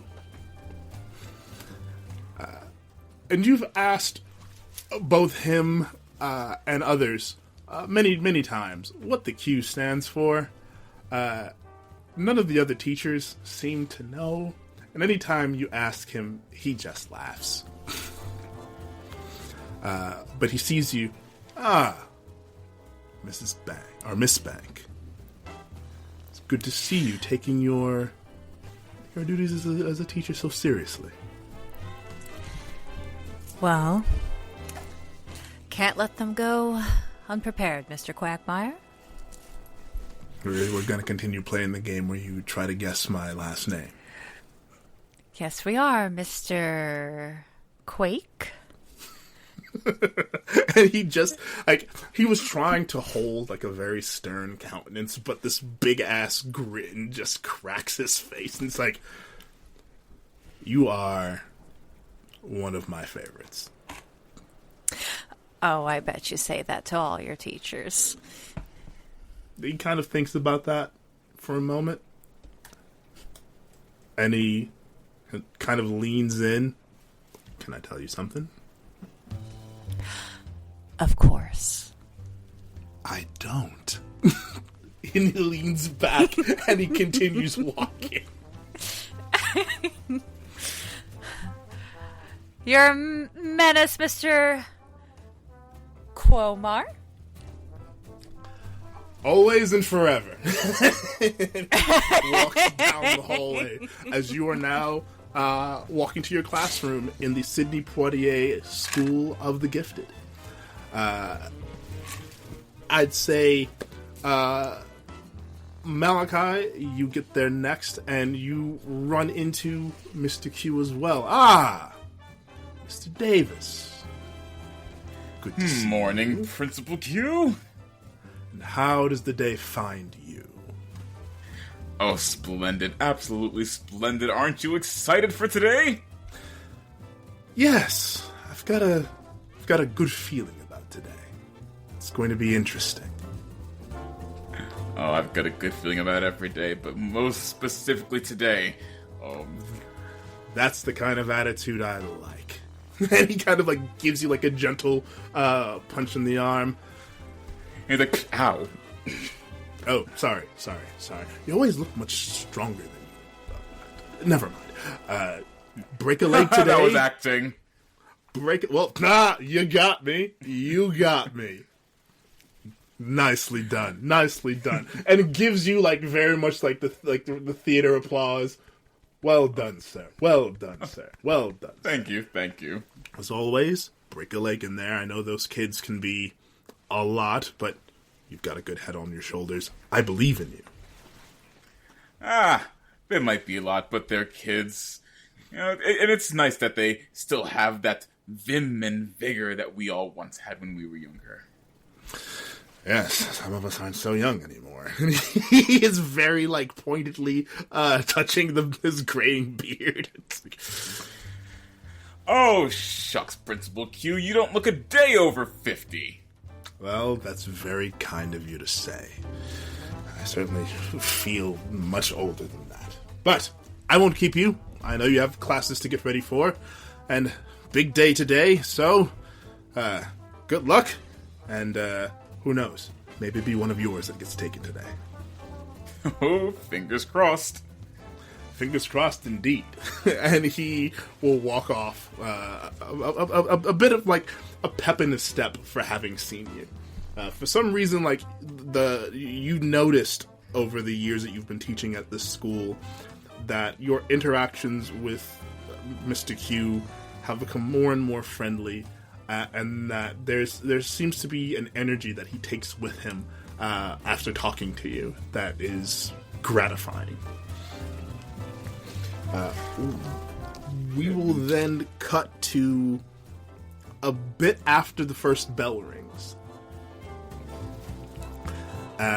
And Lysandra enters the building, and you see Mr. Q waiting at the door.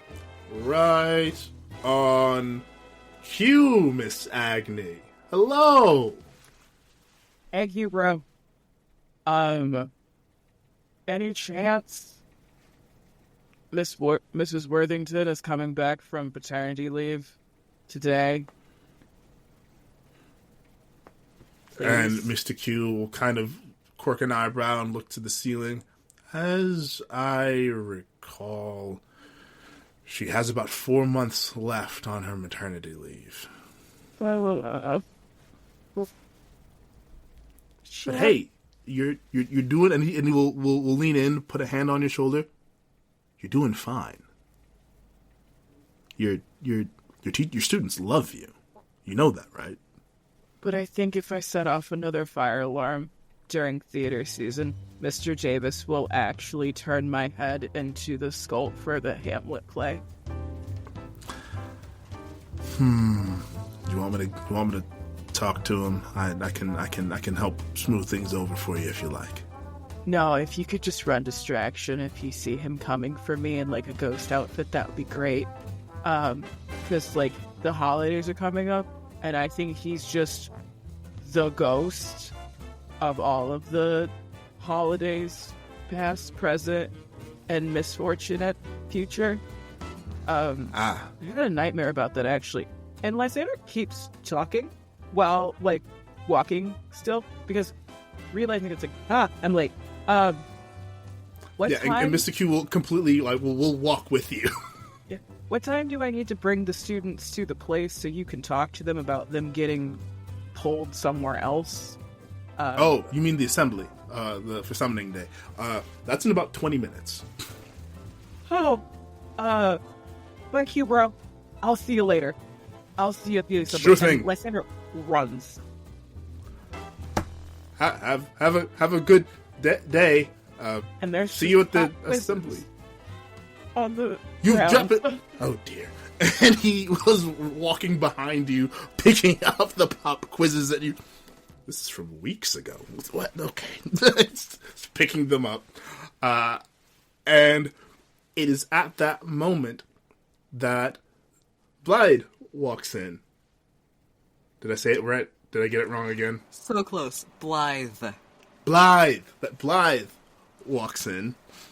Yes. And, well, I would say that I could set my watch by you, but clearly I can't. Well, good to see that you're here. And he's still picking up quizzes from off of the floor.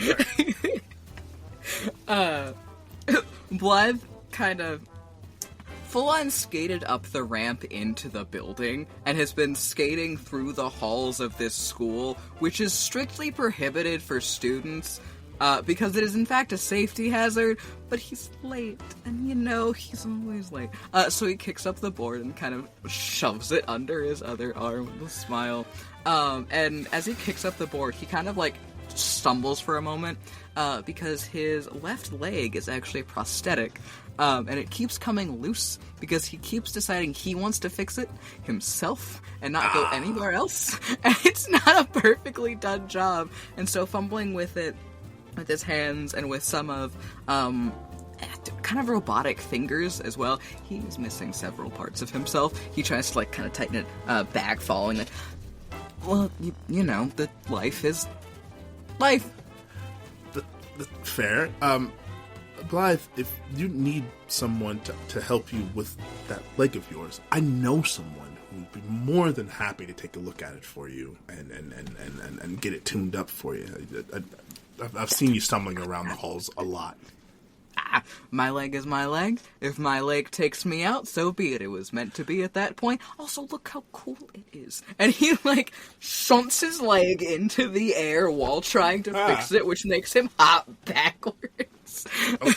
Okay, yes. No, it is a very cool looking leg. And, I would assume that you have, all kinds of, crazy, stickers and, graffiti on the leg. And Yep. A lot of it, as students have done. It is very much your leg, Blaidd. I would warn you about the safety hazard of riding your skateboard through the halls, but I know you're just going to ignore me. So instead, I will say, I'm glad to see that you're here. Assembly in 20 minutes. No, less than 20 minutes now. Oh, I'm so glad we're getting along so much better now. And remember when we first met? Yes, I had to warm to you. Yeah, you are a menace, but and he leans in. But you're my menace, goddammit. And I wouldn't have it any other way. There's a little kind of elbow chat with a smile, and he goes, "Yeah, I am. Wouldn't be anywhere else." And he starts kind of skipping off towards his classroom with a bit of a wave, and he goes, "I won't blow anything up today. I'll see you at the assembly." Please don't blow anything up. I have enough problems to deal with between you and Lysandra. See you at the assembly. I make no promises about my students, and that's the last thing before the door shuts. And Mr. Q just... deep breath.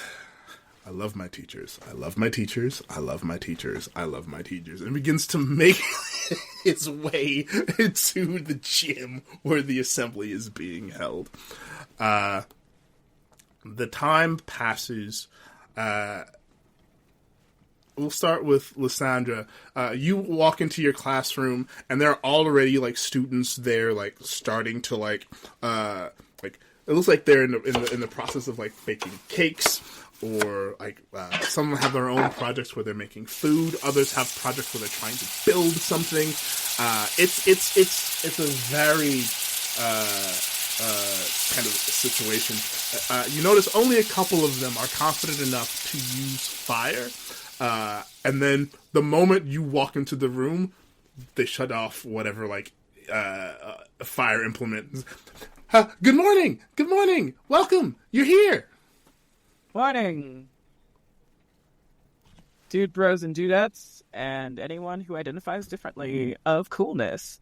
We have an assembly today, so whatever you're doing that can be set aside and tended to later, pick your person where if you get yeeted to another place to be something or another, and come back in one piece. You all have to come back in one piece if one of you gets sent away, because I would lose it if one of you was gone and your emotional support buddy didn't have you to make sure they didn't put the fire extinguisher the wrong way in case of an electrical fire or a house fire or any kind of fire. You just make sure your fire buddy will be okay if you get yeeted. Please. So take 10 minutes to do this. You see each of them, as you mentioned that, each of them, grabs the hand of their partner and is very slowly nodding in agreement. Remember what I taught you. Fire is cool, but fire is dangerous, and you will get yelled at by Mr. Davis if you try to make popcorn in the break room during auditions. And one of the students, it's yes, because we know that the actors get distracted by the buttery goodness that is the microwave popcorn, and oh no, it's that time that I set up the entire fire sprinkler system. Oh, well, yeah. That's mostly a you thing, but yes, we'll remember. We'll remember. All right, we promise. All right, my little infernos. You make me proud. one of you gets taken. Yeah! You just hear them all, it's like, yeah! Like, and you can tell, like, you are their favorite. Like, because of how often things get set on fire. It's not because of anything you've actually taught them. It's because you know that they know that at some point, you being in the vicinity of something will catch fire. They're all little pyromaniacs. Yeah. And as it comes time to go to the assembly, the way that Miss Agni, the way that Miss Agni does this is it's a call and response of stop, drop, and roll. Rock and roll. Stop, drop, and rock and roll. And it's just this weird thing that got started out of a joke that they had made during a presentation that got messed up because it was accidentally spliced with one of their performance presentations about what happens if you are spinning fire and it gets out of control and gets too high and you're in a wooded area, and it had music that played with it, and so it's just now a call and response. It just happens, and we have a rule: we only do it in the classroom, and as you leave the doorway you have to high five, because it might be the last time you high five someone. But you always have to keep your fire buddy close just in case. And you never leave your fire buddy without hugging them tightly. Like, you are the one suppressing the flame, but never making it die out. And it's weirdly encouraging in a really unsettling way, because no one really knows if Miss Agni is actually serious or not. They're just joking with them and trying to bond. And then the students go to the assembly with Lysandra following behind them, anxiously trying to shove things back in a bag because they realized they actually brought their fire dancer bag instead of the bag they needed that had the mid-turn that they might have spent all night writing. And as you were leading your students, you run into Mr. Davis, also leading his theater students into the assembly as well. Hello. Hi, Mr. Davis. Miss Agni. How are we this fine day? Nothing's on fire. I was just about to ask. Nothing's on fire. And you know what? I'm glad to hear it. I'm very proud of you.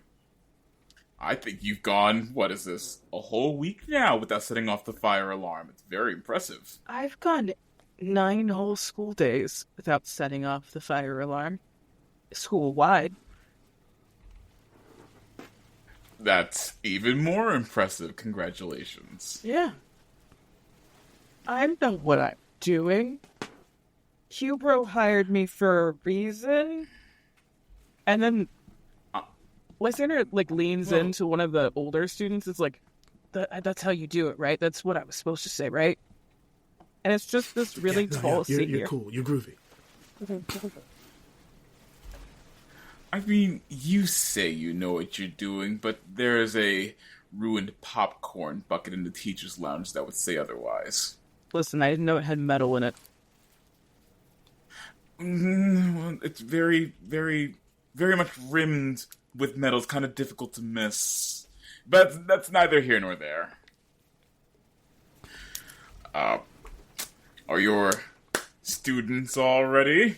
Oh, my little infernos are burning bright. They got their fire buddies. They're prepared just in case they are left without their fire buddy. As you say that, they all reach up with their fire buddies' hands in theirs, and they march down the hallway. Very concerning that you can call them your little infernos. Oh, they picked that name. Oh, they picked it. Oh, lovely. That's very... Anyway. I'm sure that we are all very excited to see who's being taken today. Isn't that right, class? He looks over to his class, who's in a line, like ducks in a row. Yeah, they're in line, ducks in a row, and they all, in one sweeping gesture, yes, and hearken to, do we, to that which is the summoning day! Like, in unison, in like creepy unison. And then go right back to being ducks in a row and marching into the gymnasium. Oh, bravo, bravo! I'm so proud of them. They're going to be those wonderful little thespians one day. I believe in you all, and I look forward to paying for box seats. You know what? We'll take the vote of confidence. I love it. Yeah. Are you doing a monologue? And as the two of you are talking,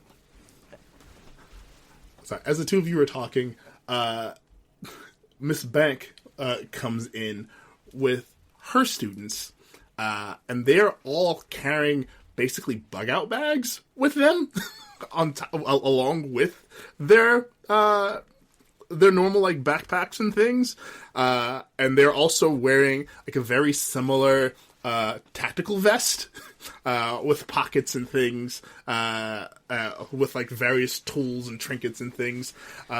As they all walk past and into the door, and they all, hello, Mr.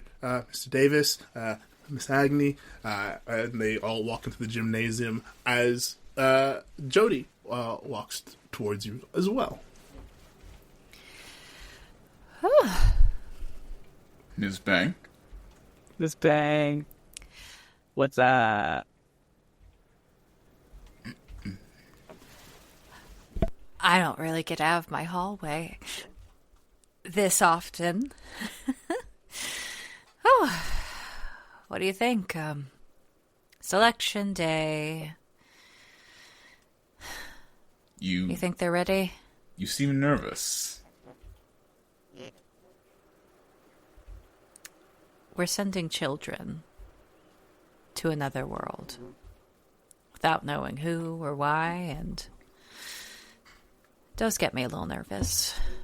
Ah, well, more often than not, they come back. So far, to your knowledge, none of the students that have been summoned have ever come back. Never mind. This is amazing. I don't. They'll be fine. I've taught them all I know. I've taught them about the Ashenbriar. I've taught them about Twilight Glow. I've taught them about the Weeping Vine, Widow's Breath. Did I teach them about the Silverthorn Ivy? I don't think I've taught them about the Silverthorn Ivy. Do you think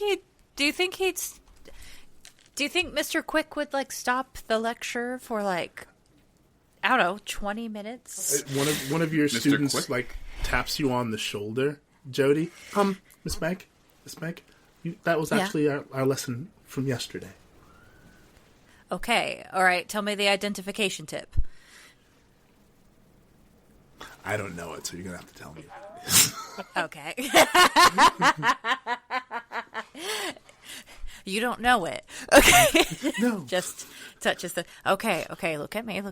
All right. Am I going to die? Am I going to die now that I don't know it? No.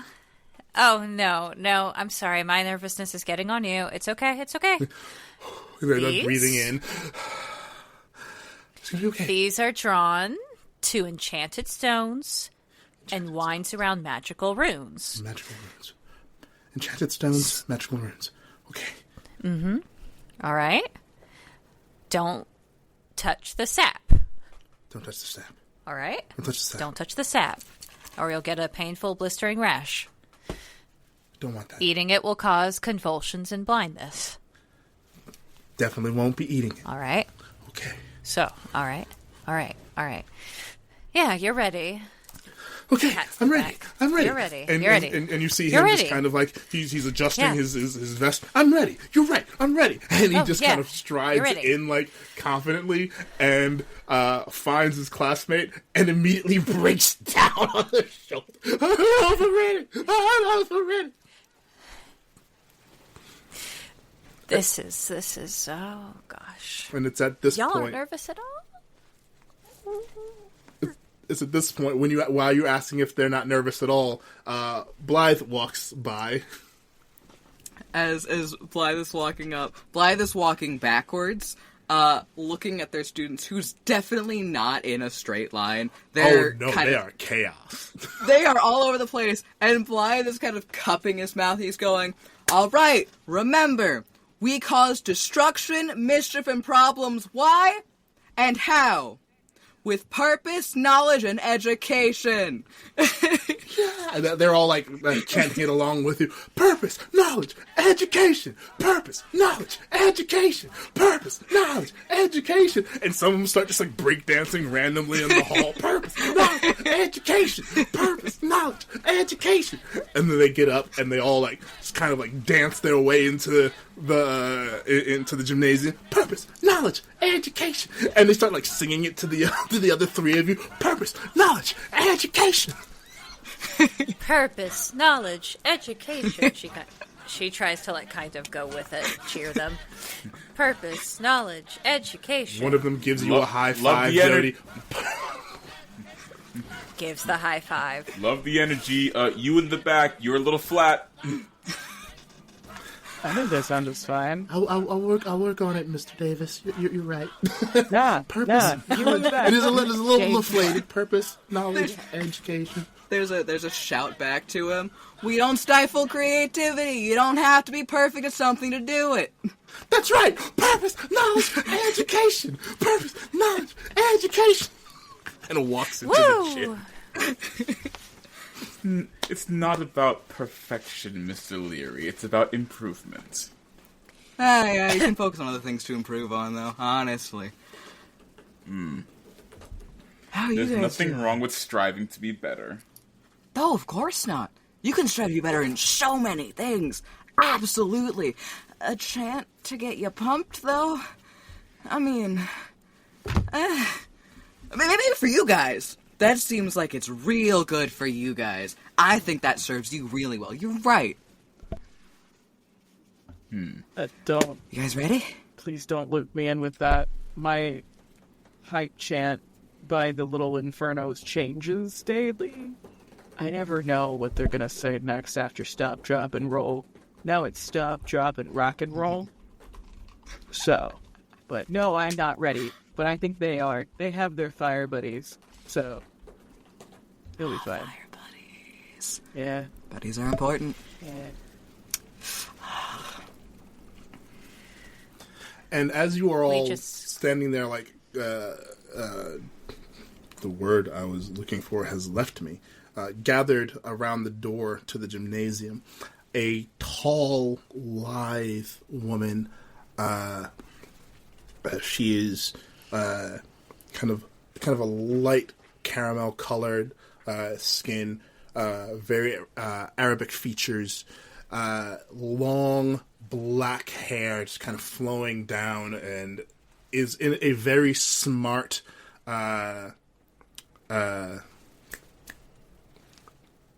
business suit with like a pencil skirt.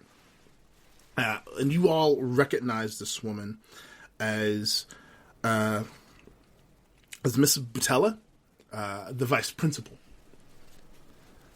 Like, well, if it is not the four of you together, it is not something I see often. Are you all doing well? Are you prepared for summoning day? As prepared as we're going to be. We're not the ones that need to be prepared right now. Yes, that is true. It is most often it is always the students. Yes. You should be prepared as well. You may lose a student or two. Never is easy for teachers. Your Highness, I don't think I'll ever be prepared for my students to lose their fire buddy. Because then I have to be their fire buddy. Did you just call me Your Highness? You do not have to call... I'm just the vice principal. Donna will do. Your Royal Majesty I think Donna. we need to call you Yeah, Your Majesty Donna, because let me tell you, I could not do your job, Your Majesty Donna. I could not. And she looks very empathetic. "I could not do your job, Your Majesty." I'm actually really enjoying the prestige that comes with the title Your Majesty. I think I'm going to start using that too. I am not going to live that down now. Well, I am certainly glad that I am here for all of you and for our students. That I am here to do the job. Let us hope that this goes well. As it stands, we are ready to get started, so please, join your students. Right. And she walks in. Blaidd is gonna pat each teacher on the shoulder, each of you, just very encouragingly. He does not apologize for the paint that also gets on all of you. And as he walks in, he kind of looks, immediately makes eye contact with the students and goes, "Purpose, knowledge, education, and just starts it up again. Purpose, knowledge, education." And once they're chanting, he starts up the, "We cause mischief, destruction, and problems. How?" And it's with purpose, knowledge, education. Purpose, knowledge, and education. Walks over. Mr. Leary, is that really the kind of destruction? Is that what we want our students to be excited about? Oh, absolutely. If destruction is done right with purpose, knowledge, and education, it can be very effective. Oftentimes a protest measure when other means are not being listened to. But as long as you are educated on the topic that you are protesting about, as long as you go into it with full knowledge of how to keep yourself and the others the most safe as you possibly can, and as you go in with a clear and distinct purpose into the situation, destruction is a very effective tool. So yes. Okay, well, you didn't say it was for protest. I thought it was just destruction for the sake of destruction. But, no matter what, purpose, knowledge, and education. Yes, all three good things. Let's just tone down destruction. I feel like that.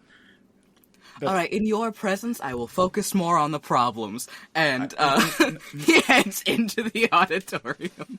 Oh my gosh. I love it. I love it. As you all find your students, the Vice Principal Butella goes and stands in the middle of the gym near the microphone. And after about a moment, she will raise her hands to get everyone's attention, which is a lot more effective than you think it would be, because everyone knows the Vice Principal. She has been the disciplinarian for the school for many years. And the combination of her and Mr. Q, they run a very fantastic and loving ship, but it's also a tight ship. So the silence is almost immediate. And she approaches the microphone. Thank you.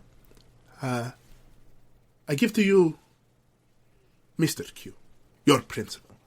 And as he walks through the other side of the gymnasium doors, the students all erupt. Mr. Q is well-loved by students and faculty.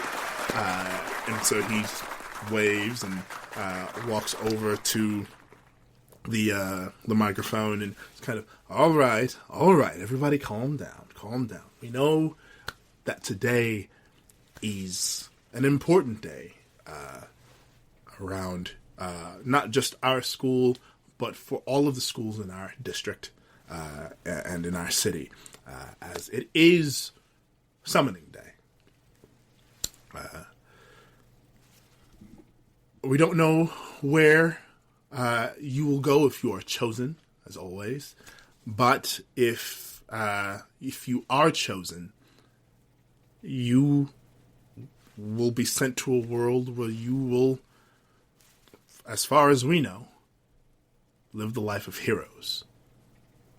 So please do your best. Try to stay alive.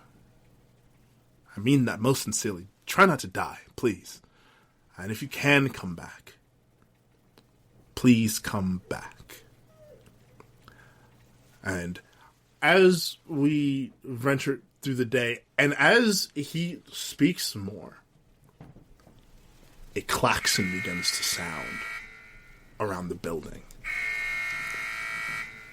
Red lights begin flashing all over as the sirens are going. And he looks up to the lights and is listening to the noise. Well, that happened a lot sooner than I thought. And as he looks around at all of you, and the students all begin to shuffle and look nervous, everyone remain calm. Everyone remain calm. You know the procedures. We've drilled this 100 times. Everything is going to be fine. And I will say that as that is happening, you are all looking at each other and looking to one another. And it's not evident at first what's happening until small notes of light begin encircling. First, Mr. Davis. And then Blaidd. And then Jodie. And then Lysandra.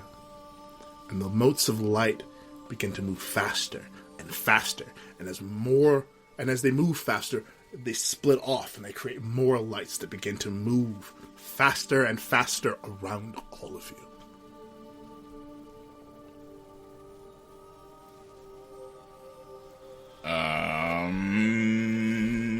This is not normal.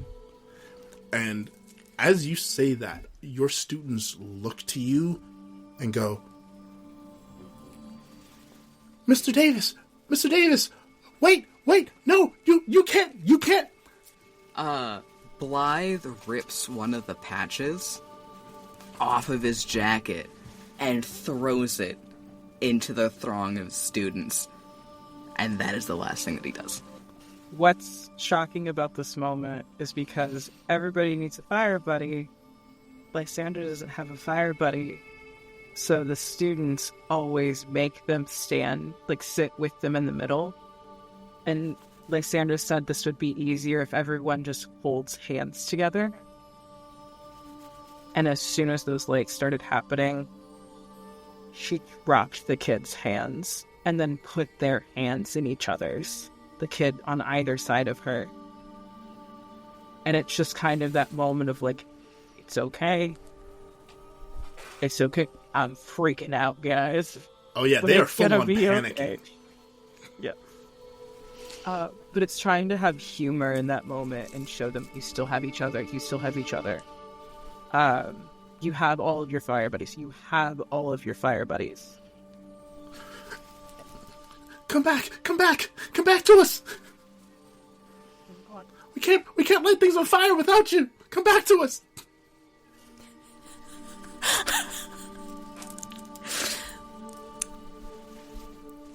Jodie, as the lights were happening, she was looking at the teachers, but she always has an eye on all the classes. And for her group, she was doing I'm watching, because she knows that kids will be kids. And then she sees the lights. And she looks up and sees all the students that, even though they feel grown, always depend on the teacher.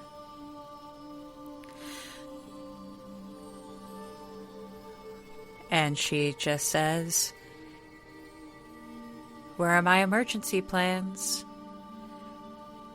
And some student probably knows exactly where they are. And the student sitting next to you raises their hand. I know exactly where they are. I'll take care of them. Because you have so much left to learn this year. It's all there. Be safe, Miss Meg. Be safe. You too. And with that, there's the final flash. And for you all, it is bright. And then darkness. For everyone else in the gymnasium, they've watched you vanish in these motes of light. Mr. Q stands there with eyes wide, who looks over at Miss Patella. Well, that was not what I expected. And she shakes her head. No, I don't think it was. Should we be worried? And he looks out into the middle distance. If it were anyone else, I would be. Got a good feeling about them. And we cut it over into darkness. You all feel as if something deep in your core is being pulled, and you are being pulled along with it. You don't know how much time passes. It feels infinite and minute all at once, as if all of time and space is expanding and being pushed into you and being taken away from you all at once. And then after what seems like a moment, it seems also like eternity. You feel floor beneath your feet.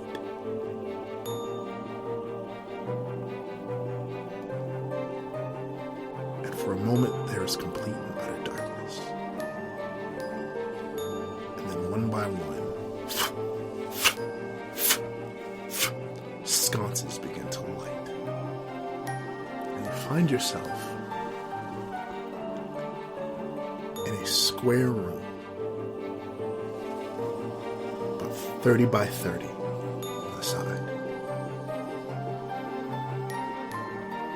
Sconces surround you in a bit of a circle. There's maybe 6 of them.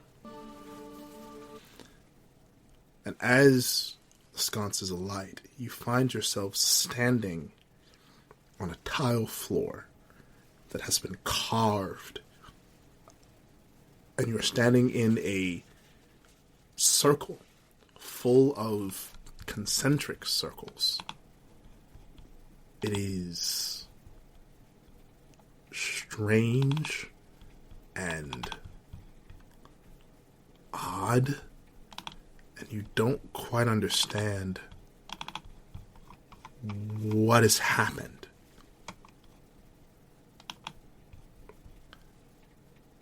I would like for all of you right now to make me an insight plus insight roll.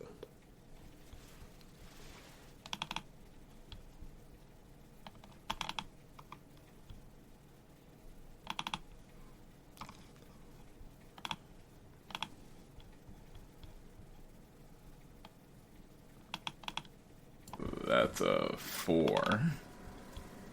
Okay. I got a 9. I got a 15. Okay. I think. All right. So a 4, a 9, a 15. And it looks like I had a 2. I mean, a 3. Okay. With a 15, Lysandra, you know that this is a very complex mathematical circle. A very,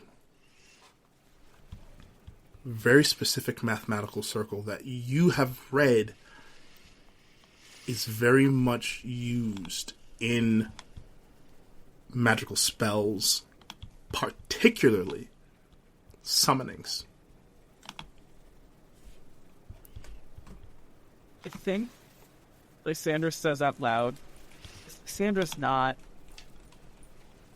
well equipped in this kind of stuff, but hangs out with a lot of weird people who are. It's probably how they learned this knowledge. but for comedic effect, they're probably going to get it wrong. And they just ask out loud, is that a fucking Fibonacci spiral? Oh no, I cussed. Oh wait, there's no kids. Oh, there's no kids. Is it a what is this? Out of character, is this a Fibonacci spiral? No. Golden ratio. It is not. The moment I find it, I will let you know. For those of you in the audience, I'm usually better prepared to this, but for some reason, it seems to have disappeared from my notes. I'm a little mad about it. We're all human. Yeah. You are human, after all. We're only human. I feel like as they've been transported and as one of us has spoken up about a lovely Fibonacci sequence, I don't think Blaidd has been oriented quite correctly, so it was kind of face-first impact into what is now being referred to as a Fibonacci spiral, and so muffled by the floor comes a, I don't know, I can't see it.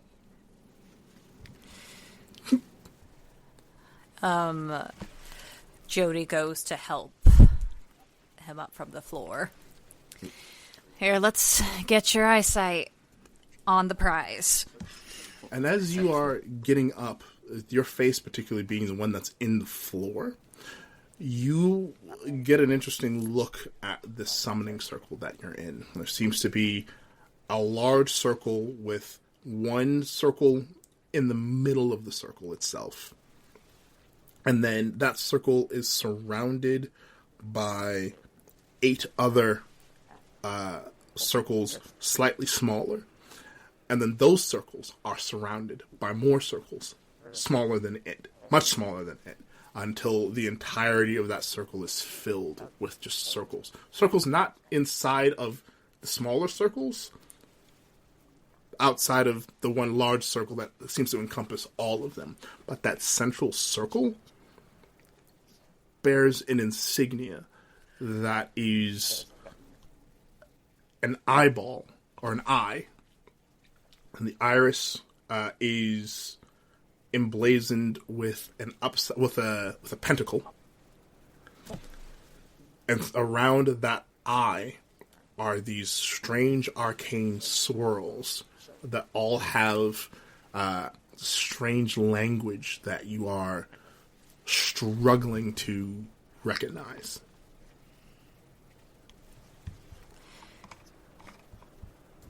What is this? At this point, your guess is as good as mine. Okay. It's a little weird this is what we've been sending kids to. Well, to be fair, we don't even know if this is where we've been sending kids to. This whole thing is unprecedented. We could be in a completely new area. I mean, maybe, but it stands to reason that if it happens the same way, even with a different demographic, I guess. I don't like how this is here, but nothing else is. And almost on cue, Jodie, as you say that, a pair of double doors in front of you slam open. And a group of about 5 or 6 humanoids, clad in full plate armor, all march in very quickly, very hurriedly, all of them pointing spears in your direction. Fuck off. Who are you and why are you here? Man. That's a good question. Yeah, we Who don't are need you to and why get are a we second here? one. Now hold on. Hold on. And Jodie holds up like the universal sign of, let's slow our rolls here. Now,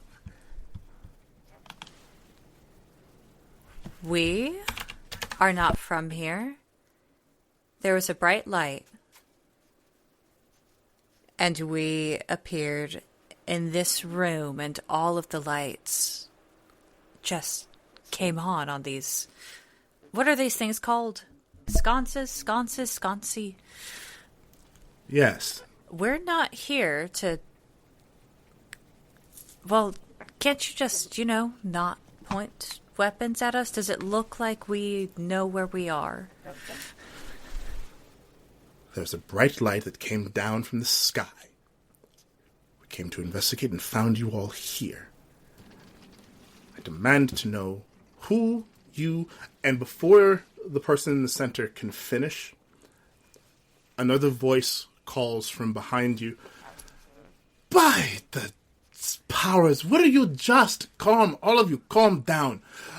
And from behind you walks a 7-foot-tall, blue-skinned woman with horns that arc from the back, or from front of the head, and arch behind, not quite curving all the way back like ram's horns, but just kind of stopping towards the back.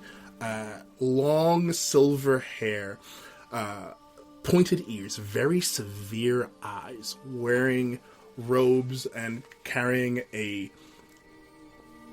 fairly decent-sized staff. These people, Commander Harth, do not know where they are. If they are who I think they are, I believe they will demand your respect. And she looks to you. And I do apologize for my temple guards. They can be a bit overzealous. I am Kali Zephran. I am the mistress of the Temple of Solem. And she gets down on one knee before all of you and lowers her head. And I welcome you to Phaedos, heroes. And as that happens, we will shift away. Shift away from this temple, from the small town that this temple seems to be nestled into. And we zoom out past this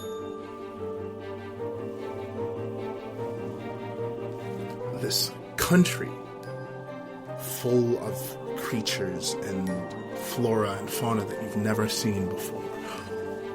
Zooming farther out until we get a view of this world, egg-shaped, covered in what looks like molten steel that seems to revolve all around it in every direction.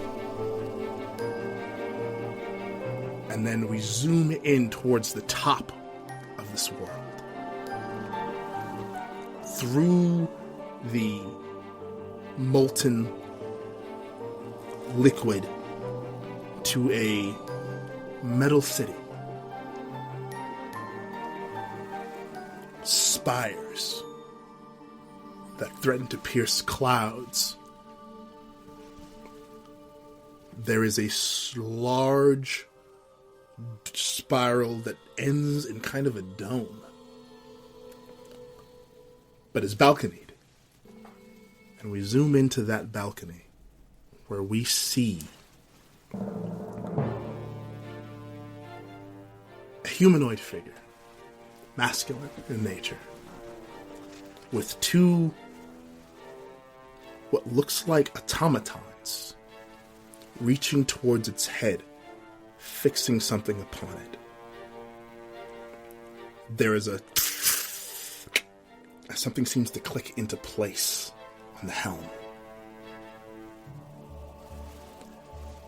Behind the gentleman, the man is wearing a black shirt, like a dress shirt, black slacks, black pants, black gloves, but a red tie.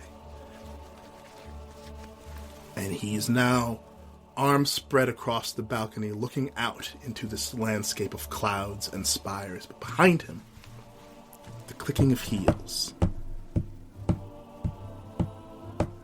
as a tall, elf, pale beyond measure. Pale skin, pale white hair, in a slender black dress carrying a clipboard, walks in. Well, one of her arms is carrying a clipboard. Two of her arms are behind her back, and the other hand is stroking her chin as she walks in. She gets close to the man, about 3 feet away. "My lord, it would seem that it has happened." The man kind of slowly turns his head, looks over his shoulder behind her. "Oh, is that so? Is it time already?" And she nods. "Yes, although it seems to have happened much earlier than we thought it would." "No matter." And he turns. And there is no face there in the helm. It is just smooth obsidian. Featureless, emotionless. He cocks his head to the side. And the woman quickly bows, and he puts a hand out to her, and then opens his palm towards her. She takes one of her hands and puts it in his, and he guides her up. "Beloved, there is no need to bow to me. We are in this together. If the heroes have come,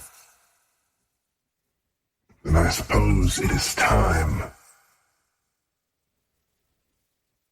to see what they are made of, to see if they will be the ones to finally, well, let's not count our chickens just yet." And the woman laughs. "Of course not, my lord." "Sophie, I need you to contact the Four and bring them before me. The heroes have arrived, and there is much to do." And that is where we're going to end our first session. Thank you all for joining us on our inaugural session of the Everbright Archive. Our first story, The Last Story, oddly enough, is what it's called. And we will be back in 2 weeks to find out what happens next and who this mysterious figure is that we just met. If you follow us here, then we will see you on all of our socials. We hope. But until next time, thank you. Keep to the storied path, and may the dice roll ever in your favor. Good day.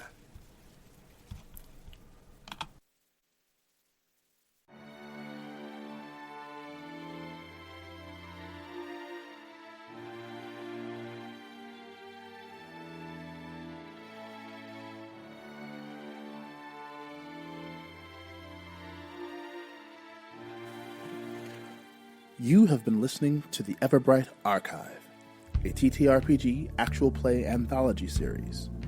This episode is from the campaign The Last Story. Your cast has been Madness Diamond as Gemmi Hoard, the Curator of Epics, and Lysandra Agni. Selkie Cove as Erebos or Phobetor or Rabbit, what dreams are made of. And Blaidd Laoghaire. Bardic Sweet Tea as Tyzon, the composer of Chronicles, and Malachi Davis, Brynniursa as Odile, the Chronoscribe, and Jodie Bank, and Sphinx Akashaa as the Champion of Bards and the Storyteller. For more information about our wonderful cast, access to the show's Discord server, or if you would like to support our show via Ko-fi, please follow the beacons link in the show description. We hope you continue to follow us as we continue to walk the storied path. May the dice roll ever in your favor.